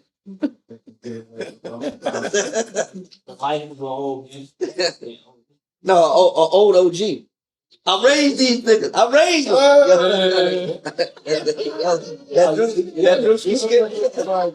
You the oldest OG on the block. You the one buying the 16-year-old beer. Y'all follow me. I got 40 ounces for everybody. There are 40 ounces on me. And everybody 15 and 16. What kind of guy are you? I'm the big homie. The Most I don't want no big homies. Right. He's not trying to perpetuate evil. Yeah. He's trying to perpetuate believers. So you got I'm the big homie. You're the big homie talk, man. I'm the OG. Man, most I don't want that, man. That's not going to perpetuate spiritual virtues in anybody. Yeah. That's not going to instill virtue in anybody. He said there's certain things that we should be ashamed to even speak about. The things that we did in darkness. Yeah. Right. He don't even have his character the OG no more. Like they just look at that like it don't matter. You know what he look like? He looks like an old fool. Yeah. That's what he looks They like. don't even respect him. You know what they realize? Man, I got to get out of here because I don't want to be Ashar that was with us in the camp. He's from Trinidad. He said when he was in middle school, it was a guy that used to hang out at the tree. And he went back to Trinidad 20 years later, and the guy never left the tree. He was still at the tree with gray hair, balding, and still at that tree. He never left that tree from middle school. It's like the hood reporter or whatever he is, but he never changed. Still talking about the same things, doing the same things, reliving things that he didn't even remember. Talking about things that most people forget. He never evolved. This man never grew up. You've been on that damn tree, under that same tree for 25, 30 years. You never grew up. You talk about the same stories that everybody did in the 90s. You never grew up. What kind of example are you? You're not teaching life. You're not teaching virtues. You're teaching stagnation. You're teaching people to stay the same and not evolve. He said what? Read it again. God, In conversation. read out an example of the believers in word, in conversation, What else? in charity, And charity and giving. What else? in spirit. And in spirit. This is what a believer looks like. Everything I do, I give my full spirit. That's what a believer looks like. That's how you know somebody believes in the Most High. Look at the spirit they put into what they do. Or you watch somebody do their work for the Lord in slow motion. You watch somebody drag their ass. Excuse my language. You watch somebody drag ass on a job for the Lord. What are they showing when you watch somebody drag ass on a job for the Lord? They don't want to do. They're discontent. They want something more, but they can't get it like Cain. They had that expectation. You know when you see that, you're not supposed to follow that. You look at somebody on the job, especially for us. Look, we got our own businesses, we got our own work. When you see a brother that's just dragging the ass on the job, you got to pull him to the side, and you got to also let everybody else know that that's not the spirit that we're supposed to be in. Yeah, They're showing how much they believe. kind of. They're demonstrating their belief. They're showing how much faith they actually have, how much belief they actually have. What they're showing is how they really feel about the Lord. Exactly. Yeah. Yes, sir. Then after that comes the complaint. They walking slow, and then the complaint comes in about the job, about these brothers is too extreme, and everything about the job becomes a vexation of heart. Right? Now but look at the spirit, behind their labor. Yeah. See, the Most High, when the Most High is looking at us, he's looking at everything about us. He's checking everything. And you see a wife giving half spirit at home. She halfway want to serve. She halfway want to be there, and she halfway want to listen to you. And she halfway want to be obedient. Yeah. And she halfway want to follow instructions. And she halfway want to study. It also shows that you have to be more patient with them because that person just hasn't found their why. They haven't found their reason why they want to do it. It's you know what? That's why they need more examples. Yeah. You are the example of the why. You're the example of the how. Yeah. You're the template of what they need to see. That's why it's so important that you be the example of the believers in spirit. Since they don't know what the definition of a man what a man looks like when he believes in God, you have to be that example. It's not for them to grow up and mature because they're not going to do it. They need examples. Our people need examples. That's why it's up to us to show the half-assers what does it look like to give your whole spirit to what you're doing. People need that. And you know what? You can tell them, hey, bro, you're not giving your spirit. Or do they actually need to see? Let me show you what it looked like. Here, let me show you how we do this. It's time to run up these stairs. Let me show you how we get down. Let me show you how we perform for the Lord. We're running up these stairs. Yeah, we got couches and we're running upstairs, bro. We are running right now. We're running up the ramp, running down the ramp. We're literally running and not even skipping elevators sometimes. We're gonna smile. We're gonna smile and run. And we smile. And we sweat. Yes, sir. It said that, blessed is the believer, for there to be a performance. Yes. Yeah. As a performance. You know, people need that. They need to see that. They need to hear believers, and they need to see a demonstration of what it looks like in action. Yo, that's why if we understand what the Most High is the position he's putting us in, we're a bunch of teachers. Everybody's a teacher, whether you know it or not. You just don't know it. People are watching you, listening to you. They're looking at your work. You may not know it. Everybody's a teacher. Everybody's responsible for the next generation and their society and their culture. By what spirit you give in your performance and how you go out and seek the Most High's acceptance. If you want the Most High to accept you. He said in conversation, and what else? God, in charity, in spirit, in faith, in purity, till I come. He said, so people are supposed to see you stay positive at all times. How often do we see that not happen? I like what you're saying. More often than not, we see people like this. Ebbs and flows. They got Consistent. they got that one day they're happy, next day they're down. The next day they look like they want to be there. Next day they barely show up on time. They don't show up on time. And then when they do show up, it looks like their body is there, but their mind is somewhere else. Yeah. You just got the shell of a person. You got the shell, the representative standing in the room with you. That person's mind though, out of there. Yeah. You see it in class sometimes. People be in class, mind is gone. Body be there in the chair. Yeah. Mind somewhere else. All the time. But he says people need to see spirit. They need to see faith. They need to see a good conversation or hear a good conversation. They need to hear good language. Read. What verse you on? 13 now. Read. Till I come, give attendance to reading. And also the person that's giving spirit is also going to be giving attendance to what? To reading. What else?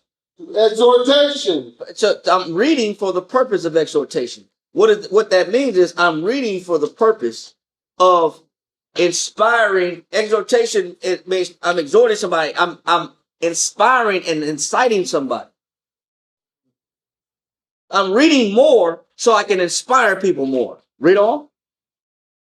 John, to doctrine. What is doctrine? Doctrine is teaching. Right. So what does that mean? Everything you do and say, you are what? You are teaching. And you're responsible for it. You just don't know that you are. You're just not aware that every aspect of your life, the Most High is expecting you to teach and be a demonstration of what a believer looks like and sounds like and behaves like. Read on. 14. Neglect not the gift that is in thee. Because the Most High put the Spirit in you. We just do what? Neglect it. We neglect it. How do we neglect the gift that's in us? Yeah. We don't exercise the gifts. We become inconsistent because we don't like the pressure. We don't like the expectation. We run from the responsibility. Yeah. We want to operate at our own pace. Yeah. We don't want to be a leader sometimes. Yeah. Sometimes I just want to be into myself. I just want to be into myself. And I really don't want to I don't want to be that careful about what I say all the time. I just want to be able to say what I want to say, when I want to say it, how I want to say it, and leave it at that. And if somebody gets affected, so what? A lot of times we just want to be in ourselves. We want to be to ourselves. That's all it is. And engulf in ourselves. And that's how we neglect the gift that's in us. I don't want to consider others. I don't want to think outside myself. Yeah. Go ahead. Neglect not the gift that is in thee, Go ahead. which was given thee by prophecy. But somebody was teaching you that you got to perform better, that the Most High demands better from you at all times.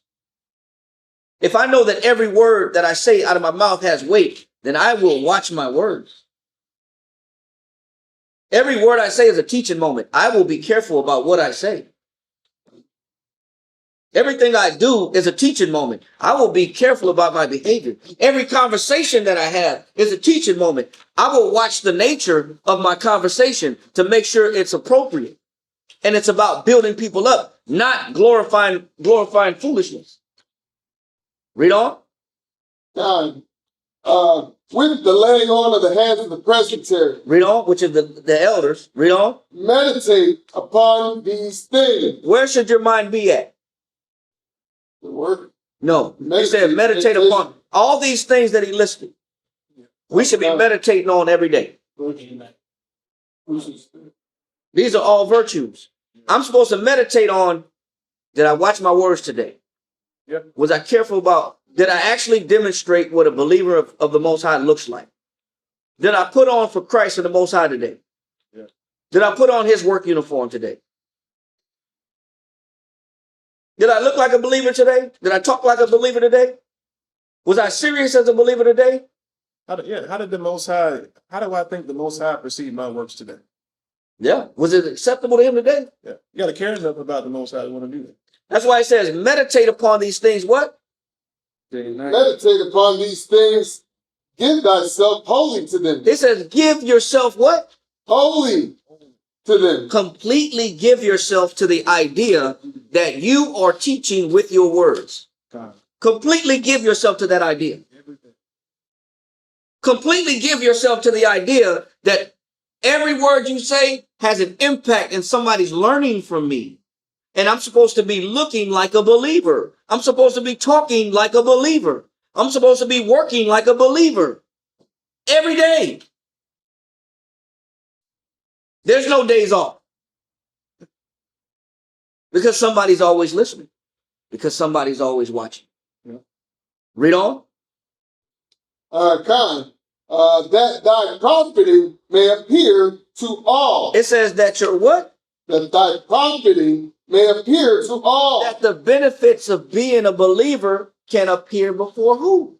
All. So why is it important that I meditate on the idea that I'm responsible for all my words and all my actions? What does it do? That thy profiting may appear to all. Go ahead. Take heed unto thyself. And that's why it says you have to take heed to who? To thyself. You know what being an example of a believer is? That means I have to put myself under a lot of scrutiny. Yeah. I got to put myself under a lot of skepticism. Am I doing right? Am I talking right? Is my conversation right? Is my performance right? Am I giving my spirit and what am I doing? Am I drawing people through my actions closer to the Most High? Or am I actually running people off from the Lord because of my mouth? Am I scattering the flock with my mouth, or am I drawing the flock to the Most High? What am I doing with my mouth? What am I doing with my effort?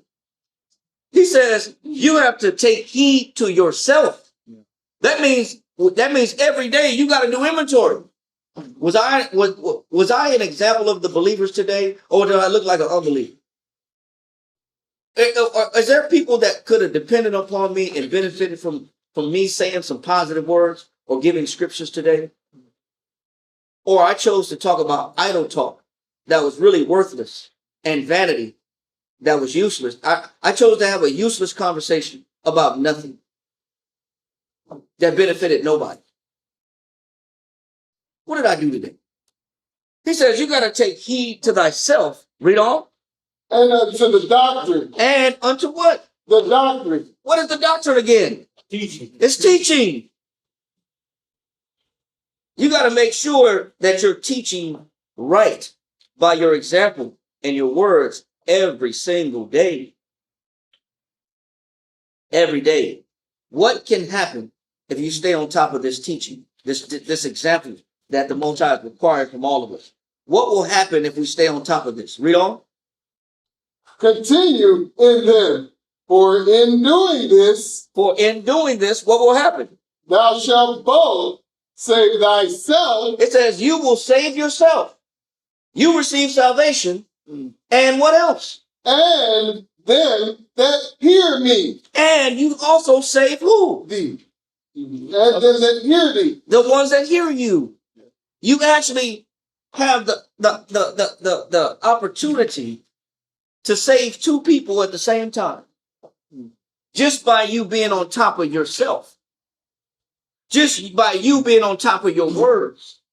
Just by you being on top of your action.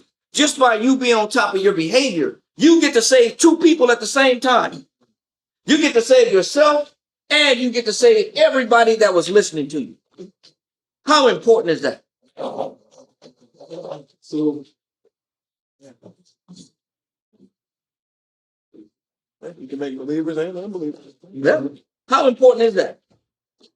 That's why the Most High has to watch us so closely, because we have a very powerful ability to teach people the right way or the wrong way. And if we're not careful, we can destroy people. Yeah. Or if we are careful, we can build them up. We can build them up, and we could save ourselves, and we could save them too. That means that my words and my actions have saving power. We have saving power with our words and our actions. Do we actually think this before we leave the house every day? Or do we think like this when we get home? I'm home, so I'm comfortable. I do what I want because I'm at my house. Ain't nobody tell me what to do. Ain't nobody tell me what to think. You don't like it, so be it. Yeah. Go your own way. Or am I even conscious at home? Because I want to save my kids too, right? I want to save my husband too, right? I want to save my wife too, right? I want to save everybody that comes in close proximity to me. But we don't look at our lips as literal doors of salvation. Right. For ourselves, nothing.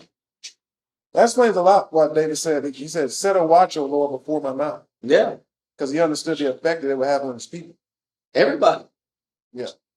But you gotta take heed to yourself to make sure that you're staying on top of what you're saying. Man, it's that critical. Give me Ecclesiastes and Apocrypha chapter 28, verse 14 and 15.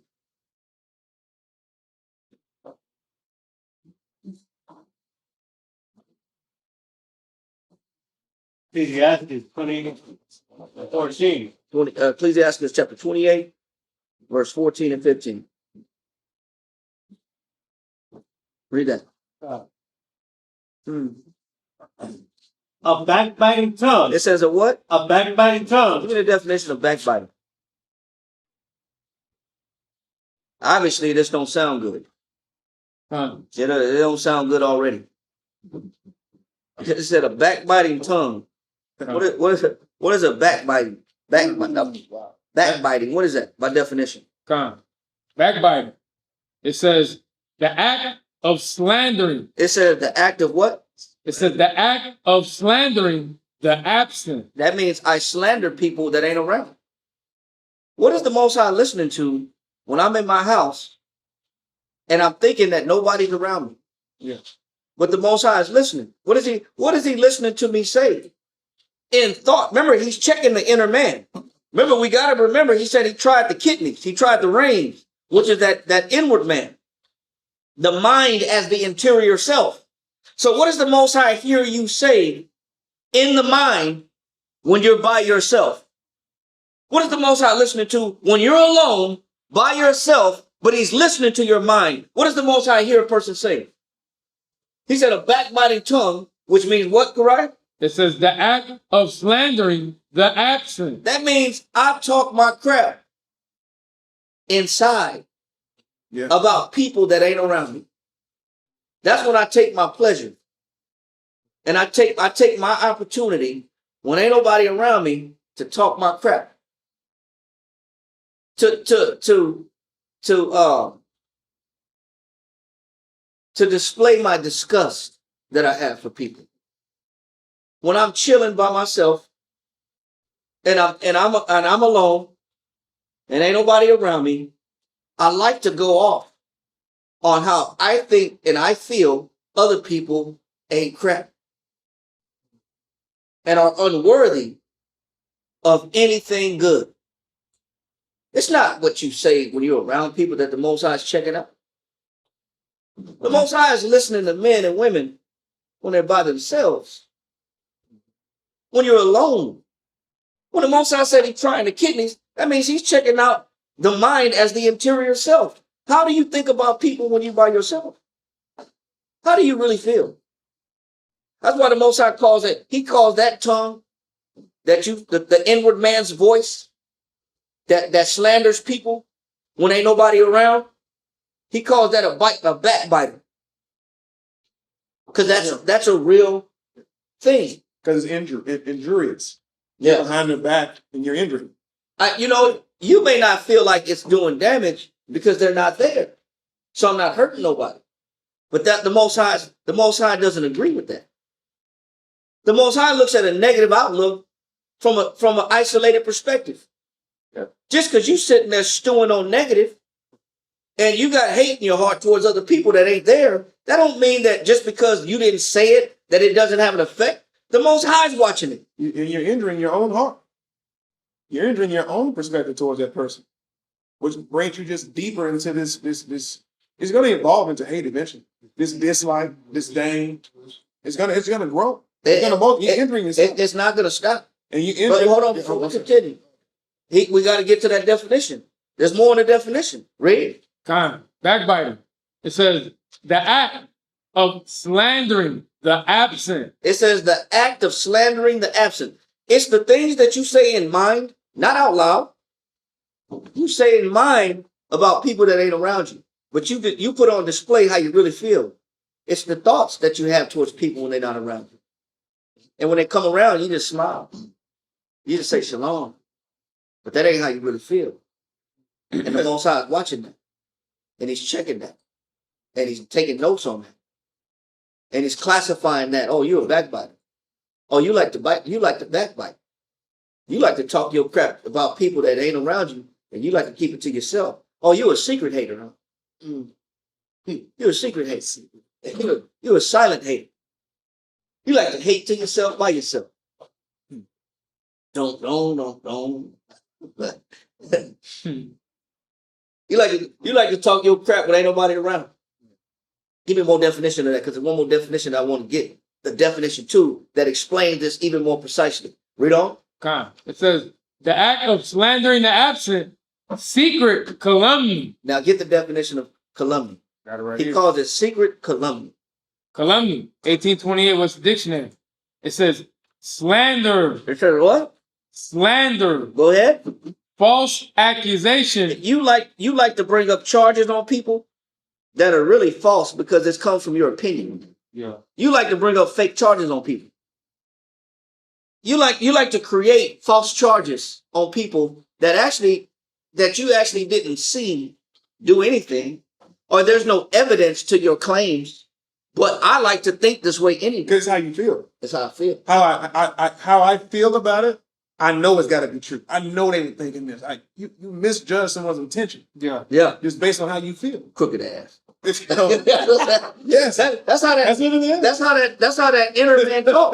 That's how that inner man talk. Man, that inner man talk is vicious. All feeling. I know that brother ain't like me, man. Yeah. Yes. I know he got a problem. I know he got a problem with me. He got something Look at against the way me. he's talking to me. Look at the way he's speaking to me. I know he got something. He's hating on me. Or right now. he fake. Fake, brother. Fake sister. Fake sister. That sister fake. Well, what is your inner voice saying? You know what your inner voice talk? The Most High be listening to all the inner voices all over the world. He listens to all the inner voices. Yeah. So you're not saying it, but I see you are saying it because you're thinking it. You're thinking it. You think negative all day long. You think the worst of people all day long. You got a real negative, skeptical nature about the people around you all day long. You think the worst of people. And it's a secret. Nobody knows. Nobody's around. I'm all solo. Read. Calumny. Calumny. Slander. False accusation of a crime. False accusation of a crime. No witnesses, no evidence. I just feel like you're guilty. Yeah. I just feel like you're dirty. I just feel like you're fake. I just feel like you don't care. You don't care about me. Why am I tripping? Why am I even trying to pretend to even try to get your approval. You don't care about me. You don't love me. Damn, man, you ain't got no evidence. You just throwing out claims. People be throwing out claims all day long, not realizing that it's backbiting. Read on. It says, false accusation of a crime or offense, Go ahead. knowingly Knowingly what? or maliciously. I know I don't have all the evidence, Yeah. but I don't even care. Don't care. I don't even care because I feel it. That's how I feel. Because I feel like that I'm right. I don't got no evidence about this person. I just assume the worst about people. This is backbiting. You can't, and it's difficult to be convinced otherwise. You know, it's crazy because we'll be like, when we feel some sort of way against the brother, we'll be like, at the end of the day, it's always like that. At the end of the day, this is how I feel. Yep. At the end of the day, Say what you want to say. yeah. But at the end of the day, Yeah. that's what we say. Yep. It says knowingly or maliciously made or reported. It says to the injury of another. Because you know what? I'm defaming this person in my mind. I'm discrediting this person in my mind. I'm slandering the reputation of this person in my mind. Yeah. We are secret slanderers. We walk around and think the worst about each other. And just because it's not on a billboard and you don't have a shirt that displays your thoughts, where it can be read, the Most High can read it. The Most High sees it all day long. He hears the worst of the worst when it comes to people that you sit next to in your job. Here come this stinky ass person again. Here, the Most High hears all the negative that floods through your mind on a daily basis. You think he on some kind of level. Yeah, I think he's better than me and all that. Who you think he is? You know what we do? We set up whole scenarios in our mind. Oh man. He's gonna come in, ask me what I'm doing. I'm gonna pretend like I'm working. Yeah. Then he's gonna assume he's gonna be pissed off, and he's gonna try to take it out on me. And he gonna be mad because this happened to him.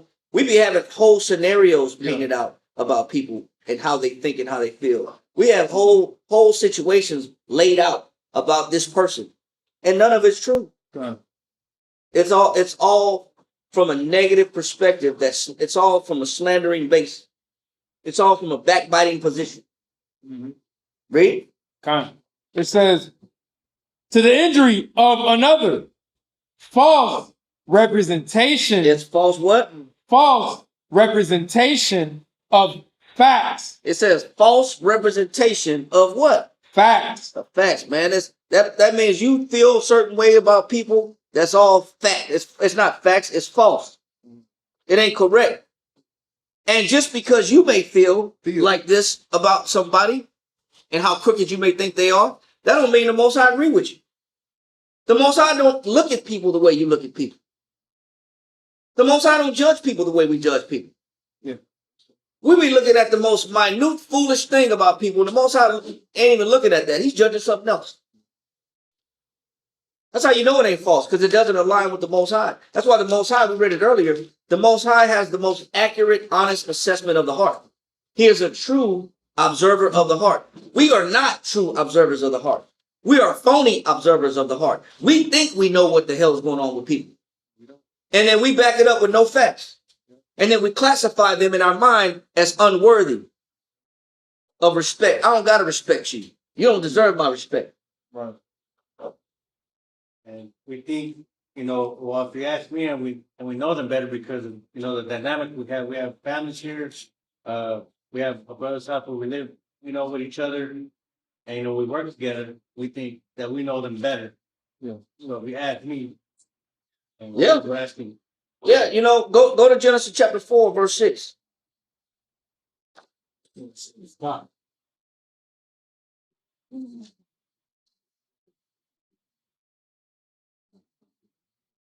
Genesis chapter 4 and verse 6 reads, and the Lord said unto Cain, why art thou wroth? Why would the Most High ask him this question? How did the Most High know to ask Cain this question?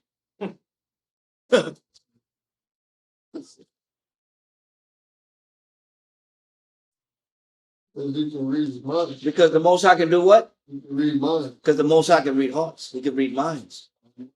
The Most High been listening to this man this whole time. I know. He been listening to him the whole time. He just didn't know the Most High was listening to him the whole time. Just like we don't know that the Most High be listening to us the whole time. The process of time. Yeah. He said, and the Most High said, what? And the Lord said unto Cain, why art thou wroth? Why art thou wroth? Read. And why is thy countenance fallen? He said, and why is your countenance fallen? Can the Most High observe and read what's going on the inside of his mind? Come. Yes, he can. Now go back to read Wisdom of Solomon, chapter 1, verse 6. God,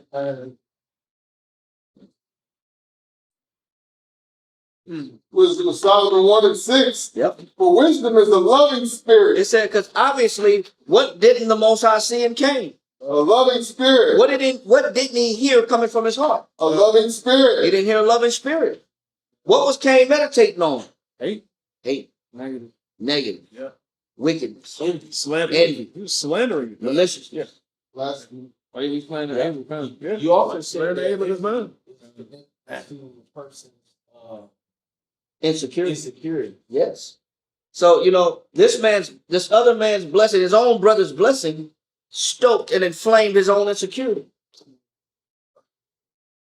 So where was his man's mind at?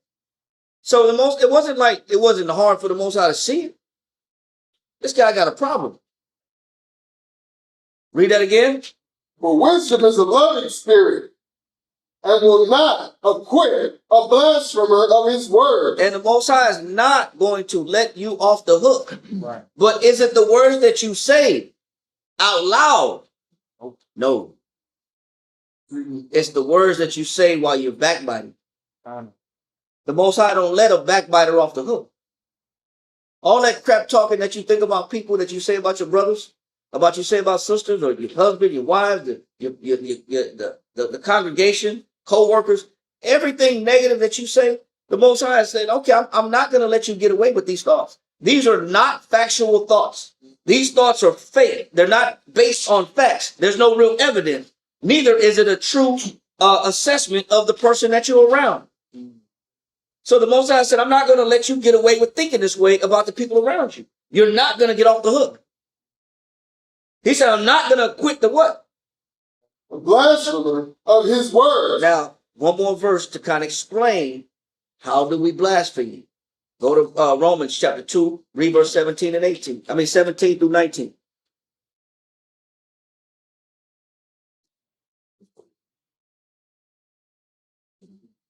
Romans 2. Mm-hmm. Romans chapter 2, verse 17.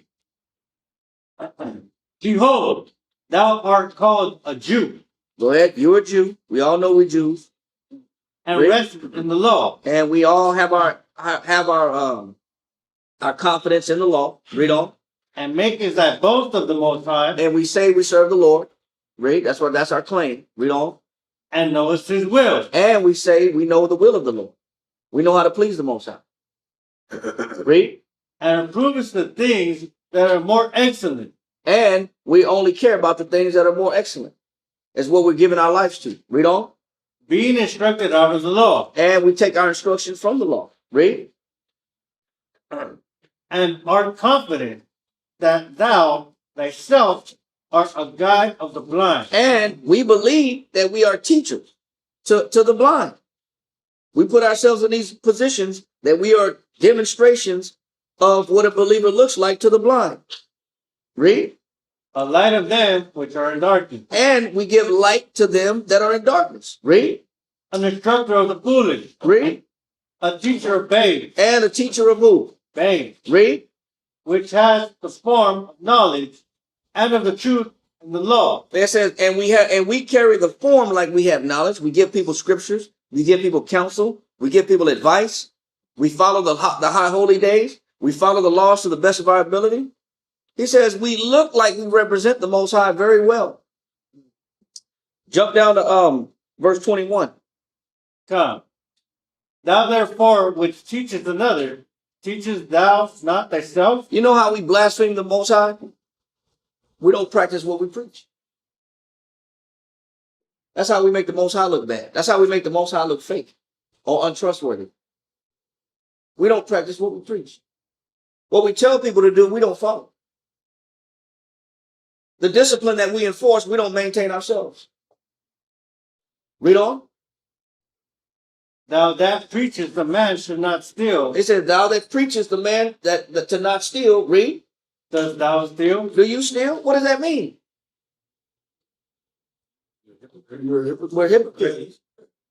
We're all hypocrites. Yes, sir. Basically saying that you're teaching, if you're teaching something that's standard, but you're not living off that standard, you're not living off of your teaching. You're not living off your. You don't believe in your own teaching. You don't exemplify your own teaching. And that's why in that verse is also connected in Ecclesiastes that talks about a man that teaches 37 profitable to himself. Right. Because he don't apply what he teaches. no, I don't. So you know what I do? By me being hypocritical, I make the Most High look bad. Because I put on a representation that I believe in the Most High. But I make the Most High look bad through my disingenuine behavior. Jump straight to the point. Jump down to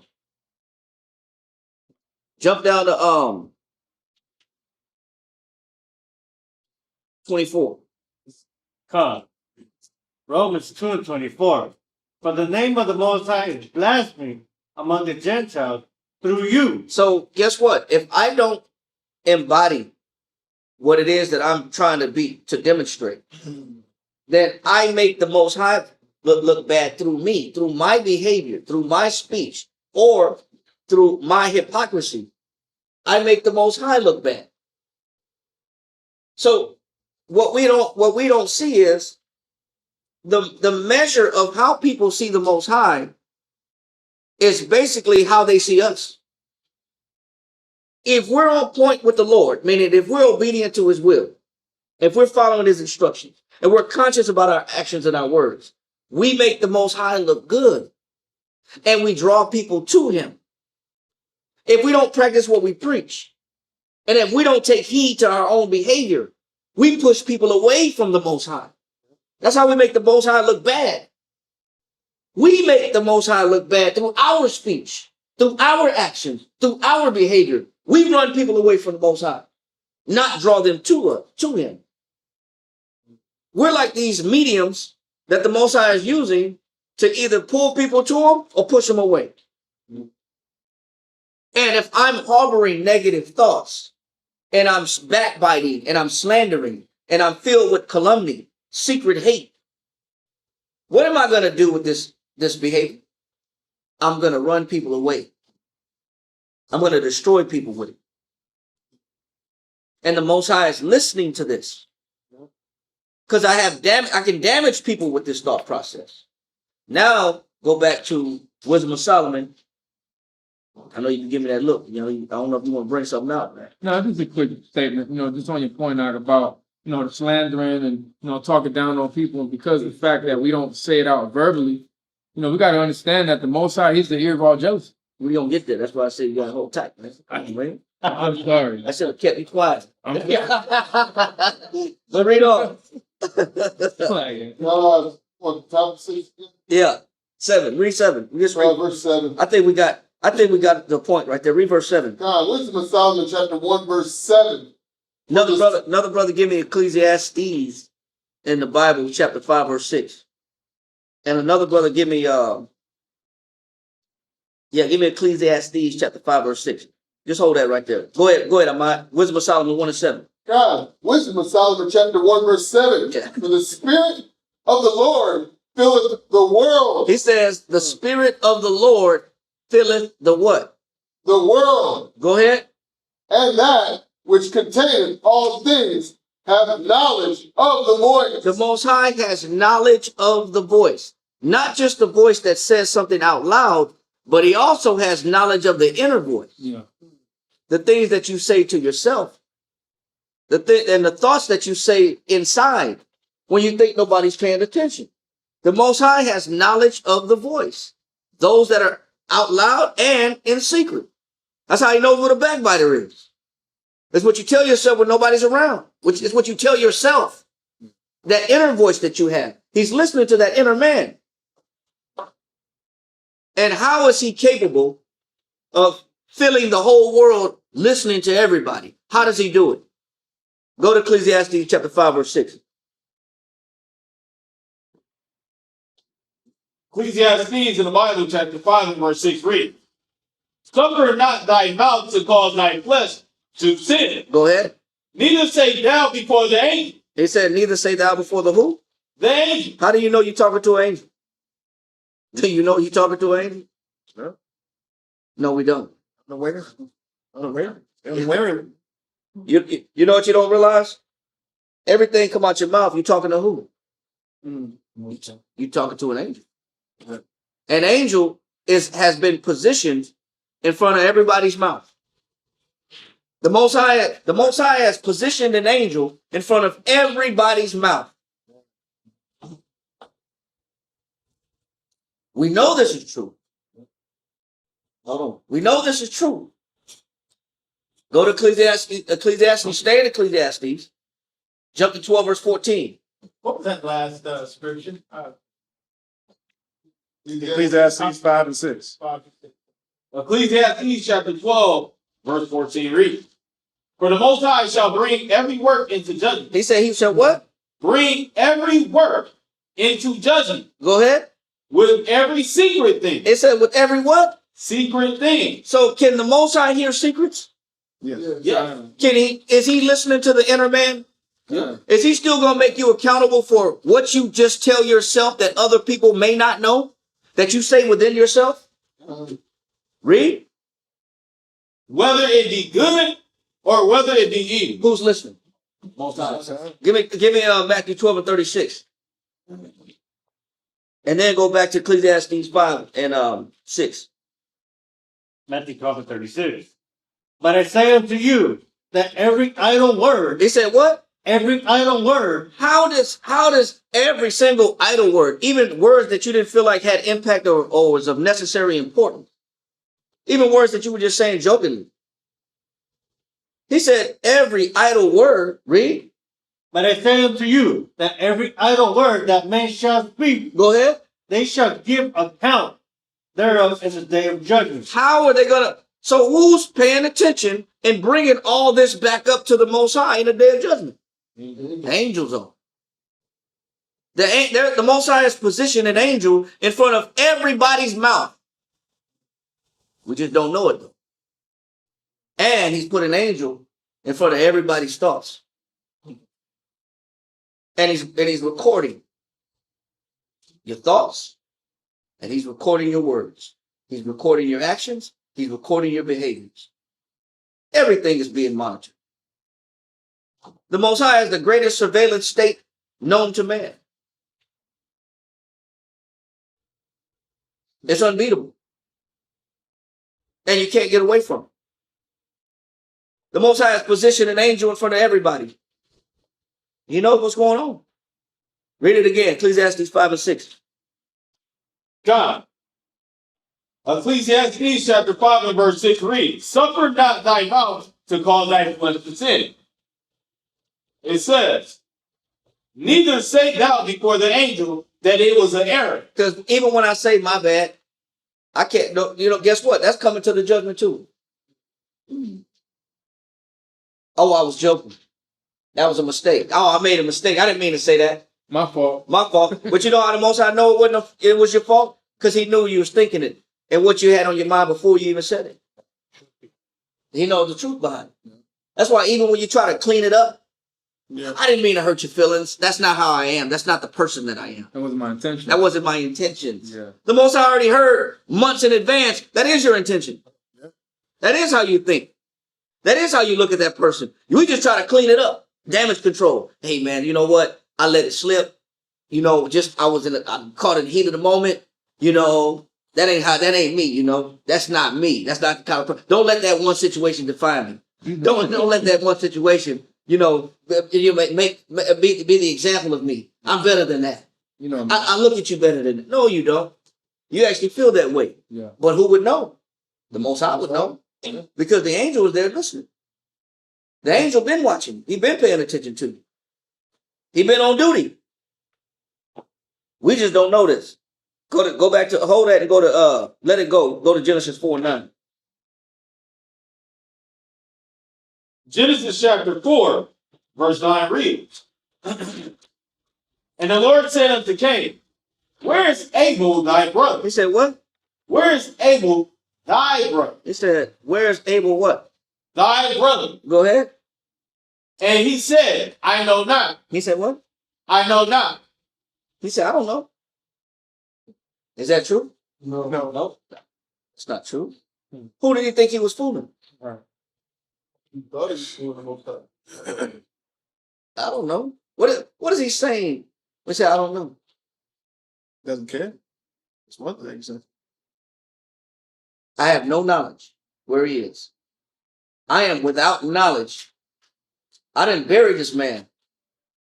This man is in the dirt. I was super fine. This man is in the dirt, but I tell the Most High, I don't know. You tell me. You tell me where he is. Tell me where he is. You tell me where he is. But there's a hump in the ground, but I'm saying I don't know. Right. But don't walk over there though. Watch the step right there. Watch the step. Yeah. That's fresh. But I don't know. He said what? I know not. He said, I know not. Read. Am I my brother's keeper? Am I responsible for him? Based on everything we read, are we responsible for each other? Yes. Yes. Most definitely. How are we responsible for each other? Who are actions? How we inspire. Because I am ordained to be an example of the believers in word, in doctrine, in conversation, in speech, and in faith, in spirit, and in all these things. So guess what? Him saying, am I my brother's keeper, is saying, am I responsible for him? The truth of it is, yes, he is. He is responsible for his brother. For one, he's the older brother. He's big brother. He is big brother in this case. You know, a lot of times we look at, because this is a whole other level of, am I my brother's keeper? A lot of times we look at it for face value. Like we think my brother's keeper is, I'm looking out for like their protection. Like I'm looking out to defend them if harm comes their way. Yeah. But it's so much more than that. I'm looking out for my brother. You know what we think? We think because we are brothers, if anybody get to talk to you crazy, it's me. Yeah. Because I have that liberty. Because I'm just going to make sure there ain't nobody else going to talk to you crazy. My job is to stick up for you so that nobody else talk to you crazy. But because we brothers, I get to say what the hell I want to say. Because we brothers. Brother. Yeah. Deeper, You're my brother. It's a deeper bond. It's a deeper bond. So I get to look at you crazy. Yeah. But I just got to make sure ain't nobody else going to look at you crazy. Yeah. No, man, that's Spooky love. yeah, that's not real love. Read that Wisdom of Solomon 1:8. Exactly what you Solomon. Chapter 1, verse 8. Therefore, he that speaketh unrighteous things cannot be hid. Because did the Most High not know what the hell Cain been thinking this whole time? Yeah. And he says, this man that speaketh unrighteous things cannot be what? Hid. Read. Neither shall vengeance, when it punisheth, pass by him. He said, why, when it punisheth, not bypass this man and skip over this man? Why won't it skip over this man? Give me Psalms 35:5. Why won't vengeance skip over this man when it's time to punish him? Give me Psalms 35:5. Psalm 35:5. Let them be as chaff. He said, let them be as chaff, which is unnecessary stalks and shafts of wheat. Read on. That's no good. Read. Let them be as chaff before the wind. It said, let them be as chaff before the wind. Read on.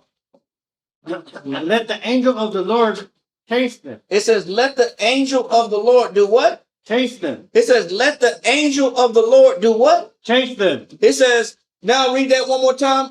Amon and Wisdom of Solomon 1 and 8. God, Wisdom of Solomon 1 and 8.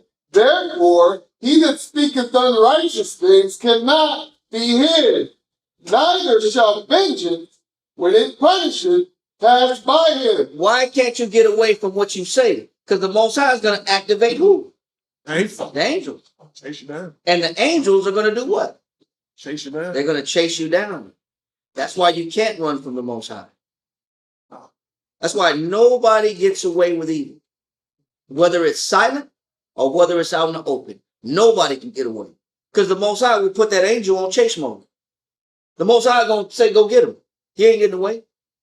Whether you tell somebody you did it or not, don't matter. You're not getting away with nothing. The Most High put that angel on, get him, sick him. Yeah. So he said what? 35 and 5. Psalm 35 and 5. Let them be as the chaff before the wind, and let the angel of the Lord chase them. Let their way be dark and slippery. He said, let their way be dark and what? Slippery. It's like a horror movie, man, where you just can't get away. Yeah. You just slip it. It is bad. You take a bad turn. You slip it. You trip in a puddle of water. You always falling. You trip down the stairs. You just can't get away. The Most High make it this way because of your mouth and your actions and your calumny and your slander that you think nobody's listening to. But the Most High got an angel on duty listening to everything you thinking and saying.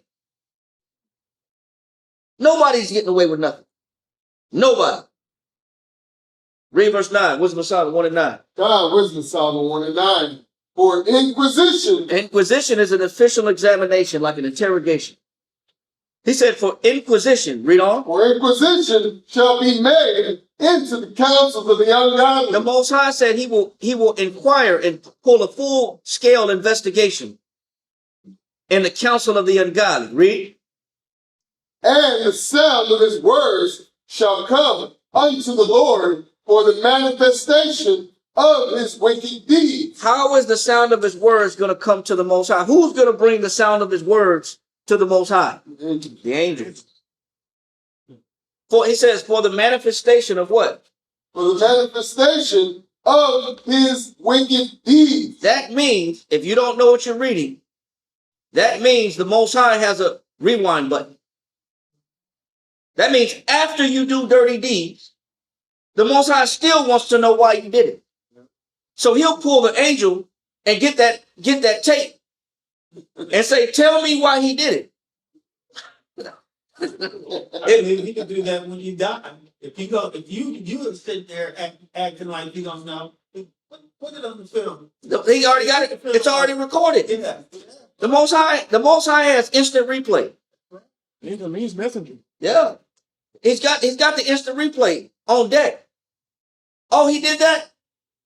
And he acted like he don't know why he did it? Go pull the recording. Go give me the recording. Tell me why he did what? Tell me why he's thinking this way. Why did he do that deed? Pull it up. He ain't going So what can really, when the Most High has this type of ability, what can you really hide from? Nothing. The Most High got dates, times, hours, minutes, and seconds all being recorded. Everything you think you were saying to yourself is also being recorded. The ill outlook that you had towards the people around you, also being recorded. The actions that you did that you thought you got away from, also being recorded. Nobody's getting away with nothing. That's why I said no man can be hid.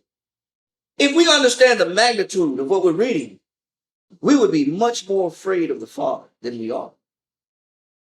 We will be much more careful about what the hell comes out of our mouth and what are we doing. If you understand what you're reading, read on. God, verse 9 again. Verse 9 again. 9 again. God, for inquisition shall be made into the counsels of the ungodly, and the sound of his words shall come unto the Lord. Ill communication, froward thoughts, slander, calumny, backbiting, murmuring. All this comes up to who? Unto the Lord for the manifestation of his wicked deeds. Because the Most High want to know why you do what you do. How you really think, how you really feel. Everything we think and feel is reported to the Most High. And he gets to recall it, replay it at his discretion, whatever he wants. Give me Job chapter 25, verse 3. Yes, sir. No, we're going to get there. We're just not there yet. You got it. All right. Give me Job 25 and 3. Job 25 and 3. Another brother, give me Ecclesiasticus in the Apocrypha 23 and 18. Job 25 and 3. Is there any number of his army? It says, is there any numbers to whom? Of his army? It says, what does the Most High have at his disposal? Army. He's got armies. He's got armies. It says, is there any number to them? Can you number the Most High's armies? Really? And upon whom does not his light arise? And who can escape his light? When the Most High when you have the Most High's attention, or he's shining his light on you, or he's beaming in on you, who can escape from the Most High beaming in on you? Who can really run from the Most High? The Most High got armies. He said, is there any number to them? Go to Revelation chapter 5, verse 11. Go to Revelation 5:11. Read that. Whoever got it. Revelation chapter 5, verse 11. Read that. And I beheld, and I heard the voice of many angels. And this is John the Revelator. He said, I'm watching and I'm listening to the voice of what? Many angels. He said that Proverbs said, is there any number, or Job said, is there any number to his armies?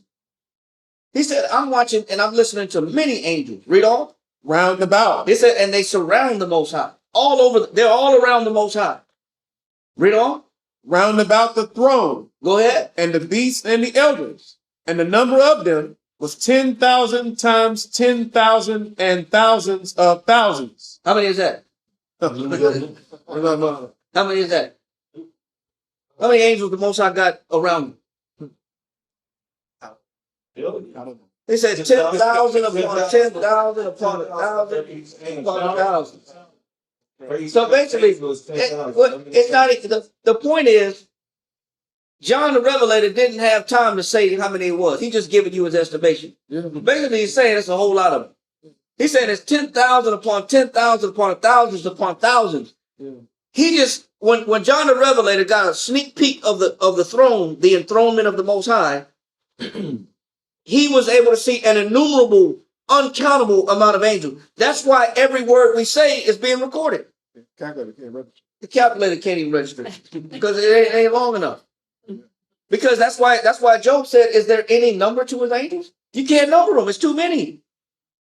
So the Most High has access to everybody's doings, everybody's words, everybody's thoughts. Everything's being recorded at all times. Who can you run from? Ecclesiastes 23 and 18.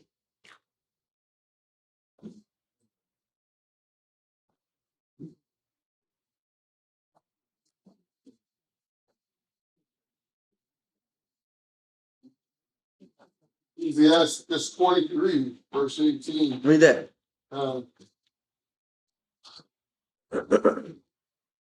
Ecclesiastes 23:18. A man that breaketh wedlock. It said a man that will break wedlock, meaning he'll break a contract that he has with the Most High. Who's a contract breaker? He said a man that will break contract, read. Saying thus in his heart. He says this man that will break a contract says what in his heart. What kind of thoughts does he have? And what does his inner voice tell himself? Somebody that's not obedient to the Most High, what does the voice say that they have on the inside? What does the inner man voice say? Read. Who seeth me? He says what? Who seeth me? Nobody see me. Do you not realize that we're encompassed with angels? But somebody that will break the Most High's commandments has the foolish idea that he cannot be seen. He has the most silliest idea that nobody can see me. Dude, don't you realize you're surrounded by millions upon millions of angels? But you got in your disconnected mind that nobody see you. Read it. God, I am compassed about with darkness. He said what? I am compassed about with He darkness. says, I am compassed about with what? With darkness. Nobody see me. He said, I do what I do in the dark. Nobody knows what's going on. Read.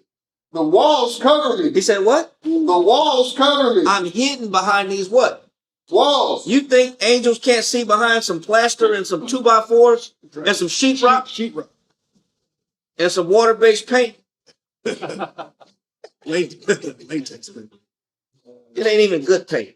Yeah. It ain't even oil-based paint. Home Depot material. It's the cheap paint. Yeah. It's the one that oops paint that you got for $10 a gallon because it was in that little rack where people bring that.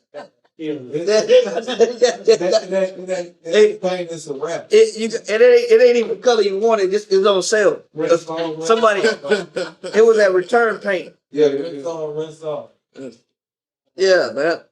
He said what? The walls cover me. He said the walls do what? Cover me. The walls cover me. Read. And nobody sees me. And nobody see me. I got it going on. He said nobody see me. Read on. What need I to fear? He said, what have I got to be afraid of? I ain't got to be afraid of nothing. Read this right here. Done. Says right here. Follow page 805. Come. It says, it is the opinion of an atheist. It says only a what? It is the opinion of an atheist. It says this was written around the time of Christ. Philo was alive during the time of Christ. This is over 2,500 years old. He's saying this. He's saying this is a 25-year-old writing. He said it is the opinion of an atheist, somebody that does not believe in the Most High, in the Most High's existence. He said it's the opinion of an atheist. Read. To think that the eye of the Most High does not penetrate through everything. It says it is the opinion of an atheist to think that the eyes of the Most High don't penetrate through everything. Read on. And behold all things. It says, and behold all things. Read on. At the same time. And he's watching everything at the same time and watching everybody at the same time. Only an atheist would believe that the Most High has some type of partial power or strength. That he's limited. Read. Piercing not only through what is visible. He says the Most High pierces through not only what is visible. Read on. But also through everything which lurks in the deepest and unfathomable abysses. So he said that the Most High can see through the deepest, darkest abysses. That didn't say abyss, he said abysses. That means there's more than one abyss. There's levels to the abysses. To the deepness. To the deepness of the abysses. Through the darkest darkness. Through the deepest, darkest, coldest, wettest locations. He said the Most High pierces through the deepest, depraved abysses.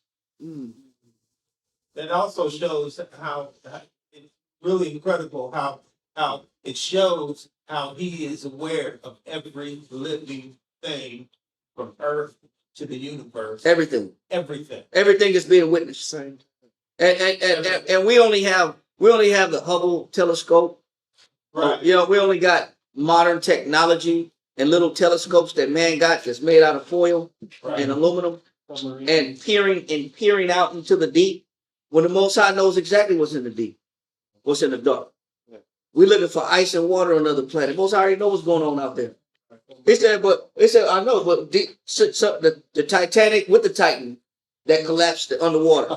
Both of them next to each other, about 100 yards from each other. Yeah, both of them exploring the deep. But the Most High already know what's going on. He said, so only an atheist would believe that the Most High doesn't have this type of ability to see through everything and everybody. So finish that now in Ecclesiastes 23, whoever had it. Ecclesiastes 23 and 18. Middle of 18. Or you want me to start at the top? Wherever you was at. Okay.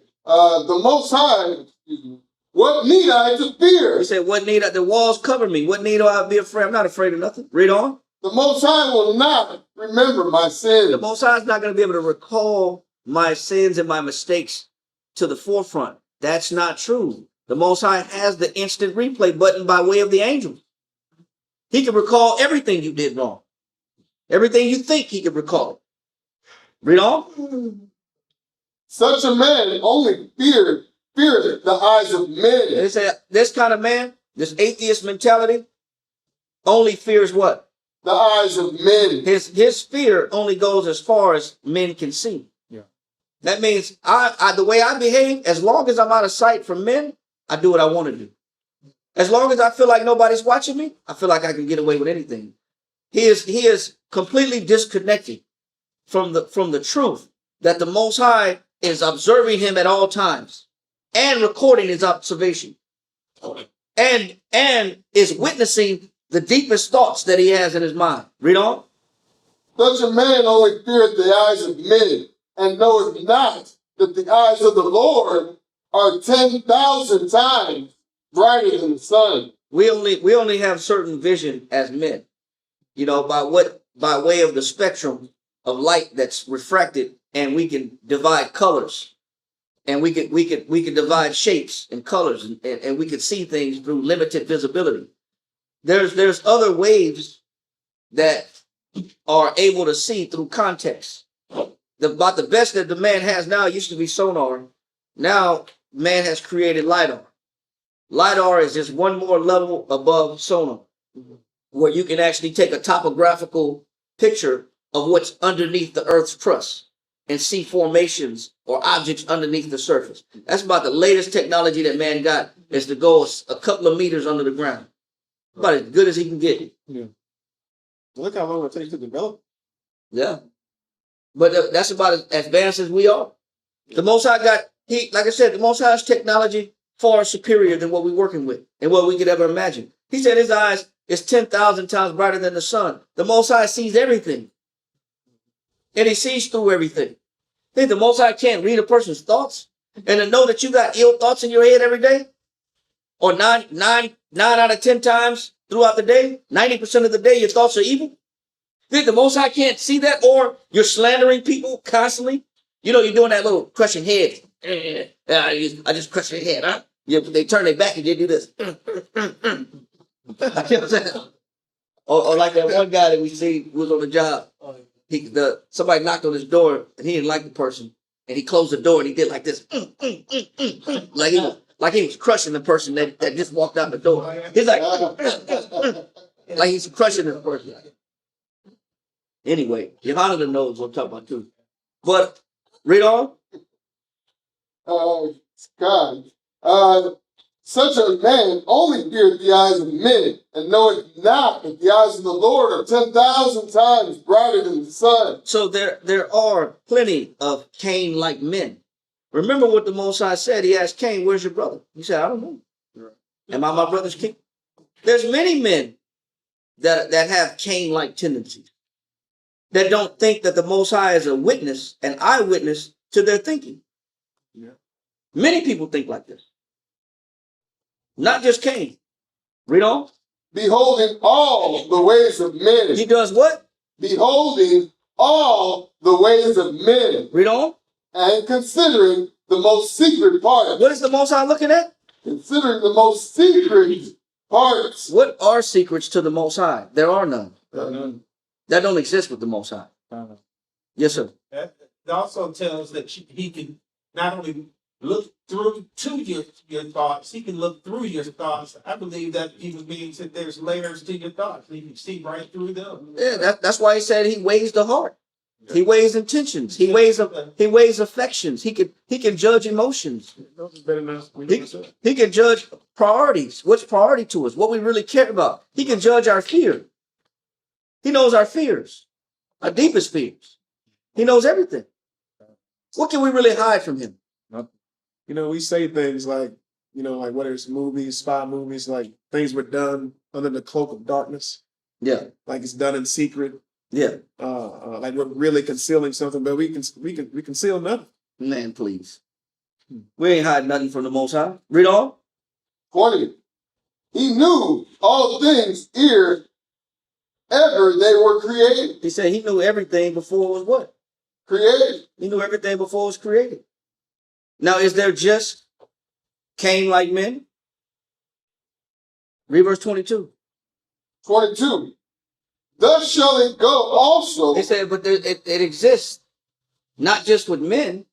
He says, but this atheistic mentality of thinking that the Most High is not witnessing everything I say and do doesn't just exist and stop with men. He says, thus it shall also be with who? Read. Thus shall it go also with the wife that leaveth her husband. Also, who else has this mentality that the Most High has limited vision? The woman too. Ain't nobody getting away with nothing. This ain't just for the men. This ain't just for the men. The Most High is watching wives too. And a wife that has this kind of behavior is no different than Cain. She has a Cain-like mentality. Because she thinks the Most High don't really see what the hell's going on. And he's witnessing everything. He says, so is the wife that what? So thus shall it go also with the wife that leaveth her husband. Go ahead. And bringeth in an heir by another. It was a mistake. Oops, a slip up. I'm pregnant. But that's not my husband. But I didn't think nobody was watching. This not, he don't even know that this is not his child. Ask Tim Duncan how that feels. This thing, I thought, that was a sad situation. No. And then, you know who both of those children was you know who it was? It was his brother's kid. And you know what they were doing too? She had it set up to embezzle 180 million from his account. Yeah. That was with a different man. And she got a hold of 48 million. And it was in the midst of the transfer, and he showed up. He showed up and caught her in the midst of the transfer. But now she's ordered to pay it back. Yeah, now she's disconnected. She's disconnected from all social media. She has no social media. She has no connection to the society. She's off the grid. She went black. She went off the grid. But look at the tactics. Look at the strategy. None of these kids are his. Had them kids on a basketball court holding trophies when he won championships. He had them on the court with him holding trophies. Man. Just to find out these not even my kids. Women do it too. Will be a horror. But that's what the Most High said. It's not just for men. Right. He said what? Read on. Thus shall it go also with the wife that leaveth her husband, and bringeth in an heir by another. For first she hath disobeyed the law of the Most High, and secondly she hath trespassed against her own husband. Man, this is a three-way sin, man. This is a three-way sin. He said first she broke the commandment of the Most High, then she transgressed what? She had trespassed against her own husband. And thirdly, she has played the whore in adultery. And the third thing is she played the what? She had played the whore in adultery. That's a three-way sin. That one mistake caused three situations to be destroyed. 3 levels of destruction. Her relationship with the Most High, the husband, the breach and the separation of trust from the husband, and she did what? And brought children by another man. And now you brought confusion into the situation. Now the situation is confusing. Mm-hmm. Nobody knows nothing. Nobody know what belongs to who. If that's my child, you trying to bring him to your mama, your grandma. Is this my baby? Grandma, is this mine? Is this one of ours? Is this a Jackson? Let me know, Grandma. Is this a Jackson? Let me touch his forehead. Yeah. Stand him up. Put him over here. Bring him over here. Turn him around. Let me look at him. I'm sorry, baby. He's not a Jackson.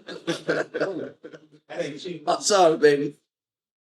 To bring it to you like that. We know our heads. Them ain't our head shapes. We got peel heads. That's a watermelon head. That baby got a watermelon head. I'm sorry, man. Sorry. That's We got peanut heads in our family. A lot of them be right. A lot of them be right. They don't all be right. A lot of them be right. Oh man. Let me get one more thing, man. One more thing, man. One more thing, man. Read this right here. Hold that, Ahmad. Read this right here. 126. Read that. Con. Philo, page 529. It says, accordingly, adultery exhibits the destruction of 3 houses. It says how many houses? 3 houses. It says it exhibits the destruction of 3 houses. That's why it's a 3-way sin. Yeah, read that. Con. Accordingly, adultery exhibits the destruction of 3 houses by its means. It says that of the house of the man who sustains the violation. It says that the damage has come into the house of the man that sustains the violation. What else? Of all the vows which were made to him at his marriage. It says all the vows and the commitments, the ceremony, the vows that were spoken, the oaths that were taken. All these things were just thrown in the trash and washed away and ripped up and discarded. Read. And the loss of all the hopes of legitimate children. And the loss of all the hopes of legitimate children. Read on. Of which he is now deprived. And he's deprived now from having legitimate children because those are mystery children. Those children are question marks. He don't know. Read on. And 2 others, namely the house of the adulterer. And the house of the adulterer, the guy who committed adultery. Read. And that of his wife. And that of who? Of his wife. And that woman is destroyed. So the husband is hurt. The man that committed the adultery is broken, is guilty, and the wife is guilty. Read. 3 houses of damage. Read. For each of these is filled with insolence. It says each house is now filled with insolence, disrespect, and boldness. Read on. And dishonor. And there's dishonor dwelling amongst all them dwellings. Read on. And the most excessive disgrace. Go ahead. And if their connections and families are very numerous, then by reason of their intermarriages and mutual connections formed with different houses, all the friends and family, all the in-laws, the brother-in-law, the sister-in-law, my cousin-in-law, all the people that I'm married into the family with now has been what? It says, and the mutual connections formed with different houses, the iniquity and injury will proceed and infect the whole city all around. It said the whole city gets destroyed when somebody has an atheistic mentality where they think for a moment that the Most High is not watching me and they go step out and satisfy their lust. It destroys everything. Read on. It says, moreover, the doubt as to the legitimacy of the children is a most terrible evil. He said, and the legitimacy of the children is the most terrible evil because now those children are bastard children. Read. For if the wife be not chaste, it said, if the wife don't show, remember, chastity is a virtue. Yeah. If she, that's discretion, that's moderation. If she be not chaste, read. It is quite a matter of doubt and uncertainty. And now there's a question mark over those children. Whose kids are those? Are those my children? Read. It is quite a matter of doubt and uncertainty to what father the children belong. Who kids are these? Nobody knows. Maybe his, maybe mine. Read. And then, if the matter remain undiscovered, and if nobody finds out, read on. The children of adultery enter unjustly into the classification of legitimate children. It says, and if nobody knows, the children that really might not belong may get an inheritance that they don't deserve. Read on. And make a race spurious to which they have no pretensions to belong. He said they don't belong as heirs to certain people's inheritance. Read on. And receive an inheritance which in appearance indeed is their own patrimony, Read. but which is in reality has no connection with them. It said, but in reality, them kids should not be in the will. They should not be into the inheritance. They should not get anything that comes from the actual legitimate family line. That's why it brings so much confusion in there. Read on. And then the adulterer behaving with insolence. And what happens when he don't know if them his kids? What does he do? The guy that committed the adultery, that damaged everything. He says, what does he do when he not sure if them is his kids? Read on. Behaving with insolence. Go ahead. And pluming himself upon his iniquity and having propagated an offspring. He says, and he plumes himself. He's pluming himself. Pluming. Yep, go ahead. Pluming himself upon his iniquity and having propagated an offspring full of reproach. How does he plume himself for some kids that came out of his decision making and his lust? He denies them. Yeah. He said, it ain't mine. Read on. When he has satiated his appetite. It says once he's satiated, he's satisfied and his appetite, he got what he want. He came in, he got the married woman, did what he did, enjoyed it, and do what? Read on. Will depart. And what happens after he get what he want? He departs. He departs. He's out of there. He's out of there. Houdini, I hit a home run. Smoke bomb. Boom. Out of there. I'm out of there. Yeah. I did what I did. It was fun while it lasted. You know what? See you when I see you. Them man, by the way, don't call me. Block my number. Block my number. Because it made my kids. I'm here for a good time. Hey, I just want to call you, let you know I think I'm pretty. That's your problem. Yeah. That's your problem. That ain't my problem. That's your problem. I don't know what to tell you. Yeah. Lose my mind. Hey, Yeah. hey, you know what? And it's because you know what? You did it to me. You did it with me. Yeah. And you probably did it to other guys too. Yeah. So can't trust you no way.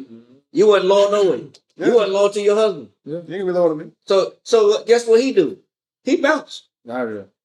This is written 2,500 years ago. Kind. Has anything changed? Nope. No. Read on. Leaving the object behind him. It says leaving the object, which is a child, where? Behind him. They're just an object. Yes, no. Yeah. That ain't his kid. That ain't mine. Ain't my responsibility. Hey, No attachment. you had fun, I had fun. Yeah. Call it what it was. Leave it at that. Lose it again. Yeah. It's a real thing, though. Yeah. Read on. It says, and turning into ridicule. He says, and turning into what? Into ridicule. It's a joke now. Yeah, it's your fault. Everything's a joke now. I'm gonna laugh it off. Yeah. Read. And turning into ridicule the ignorance that exists of the unholy wickedness which he has committed. He said, and everything's a joke. Laugh it off. He don't care. That's not his problem. He got what he wanted, and then he's going with the win. Yep. Them kids, not his. Your husband, that's his problem. Why would he want to marry you anyway when he already seen you're not committed to your original marriage? Read. It says, on the part of the man against whom he has sinned. Stop. That's enough. Pick up, finish this and we're done with the class. Wisdom of Solomon, finish that in Ecclesiastes 23 and 24. 24. Yeah, get to the point. We're almost done. It's already about that time. She shall be brought out into the congregation. They said this woman with this Cain-like mentality that think that the Most High has limited vision. The Most High don't see everything she doing. Right. Just like the man don't think, just like Cain don't think the Most High saw everything he was doing. Right. It says she will be brought in front of the congregation. Read. And inquisition shall be made of her children. And inquisition shall be made of her children. All these your children. Read. Her children shall not take roots. And it's, the Most High said, you know what? He's not going to let them children do what? Take roots. Read on. And her branches shall bring forth no fruits. The Most High going to bring a curse about that line, that lineage, because of that infidelity. Yeah. Now that lineage is cursed. Now that line is cursed. We bring curses upon ourselves this way also. And we're gonna finish I guess this will be part 5 then next Wednesday. Read on. She shall leave her memory to be cursed. It says she shall leave her what? Her memory to be cursed. She put a stain on herself. She put a stain on her name and her family name and her husband's name and the whole city. Read on. And her reproach shall not be blotted out. And her reproach, her stain shall not be blotted out. Read. And they that remain shall know that there is nothing better. And guess what she's going to become for everybody else? Nope. Say it again. Exactly. She's going to be a teacher. Right. Teacher, right. Guess what the Most High is going to make her? A teacher. Guess what she was supposed to be from the beginning? A teacher. What teacher you want to be? Oh, God. You're going to be a teacher either way. Yeah. You're going to be a teacher of of the believers, an example of the believers, or you're going to be a teacher of unbelief. But you're going to be a teacher. Either way. Read on. She's going to be what? And they that remain shall know that there is nothing better than the fear of the Lord, and that there is nothing sweeter than to take heed unto the commandments of the Lord. It is great glory to follow the Lord, and to be received of him is long life. And to be accepted of him is what? Long life. That's why the class is called Recognizing Cain-Like Spirits on the Earth. This Cain is still here. His spirit is still here on earth. So he said there's nothing better than the fear of the Lord, which is something that Cain didn't have. And we'll finish part 5 of this next week. With that, we're going to say shalom. We'll see y'all. Thank the water for watching, the water for hanging in there. I know it's 10:30. We'll be back on Friday. All right. Shalom. Shalom, everybody. The water for living.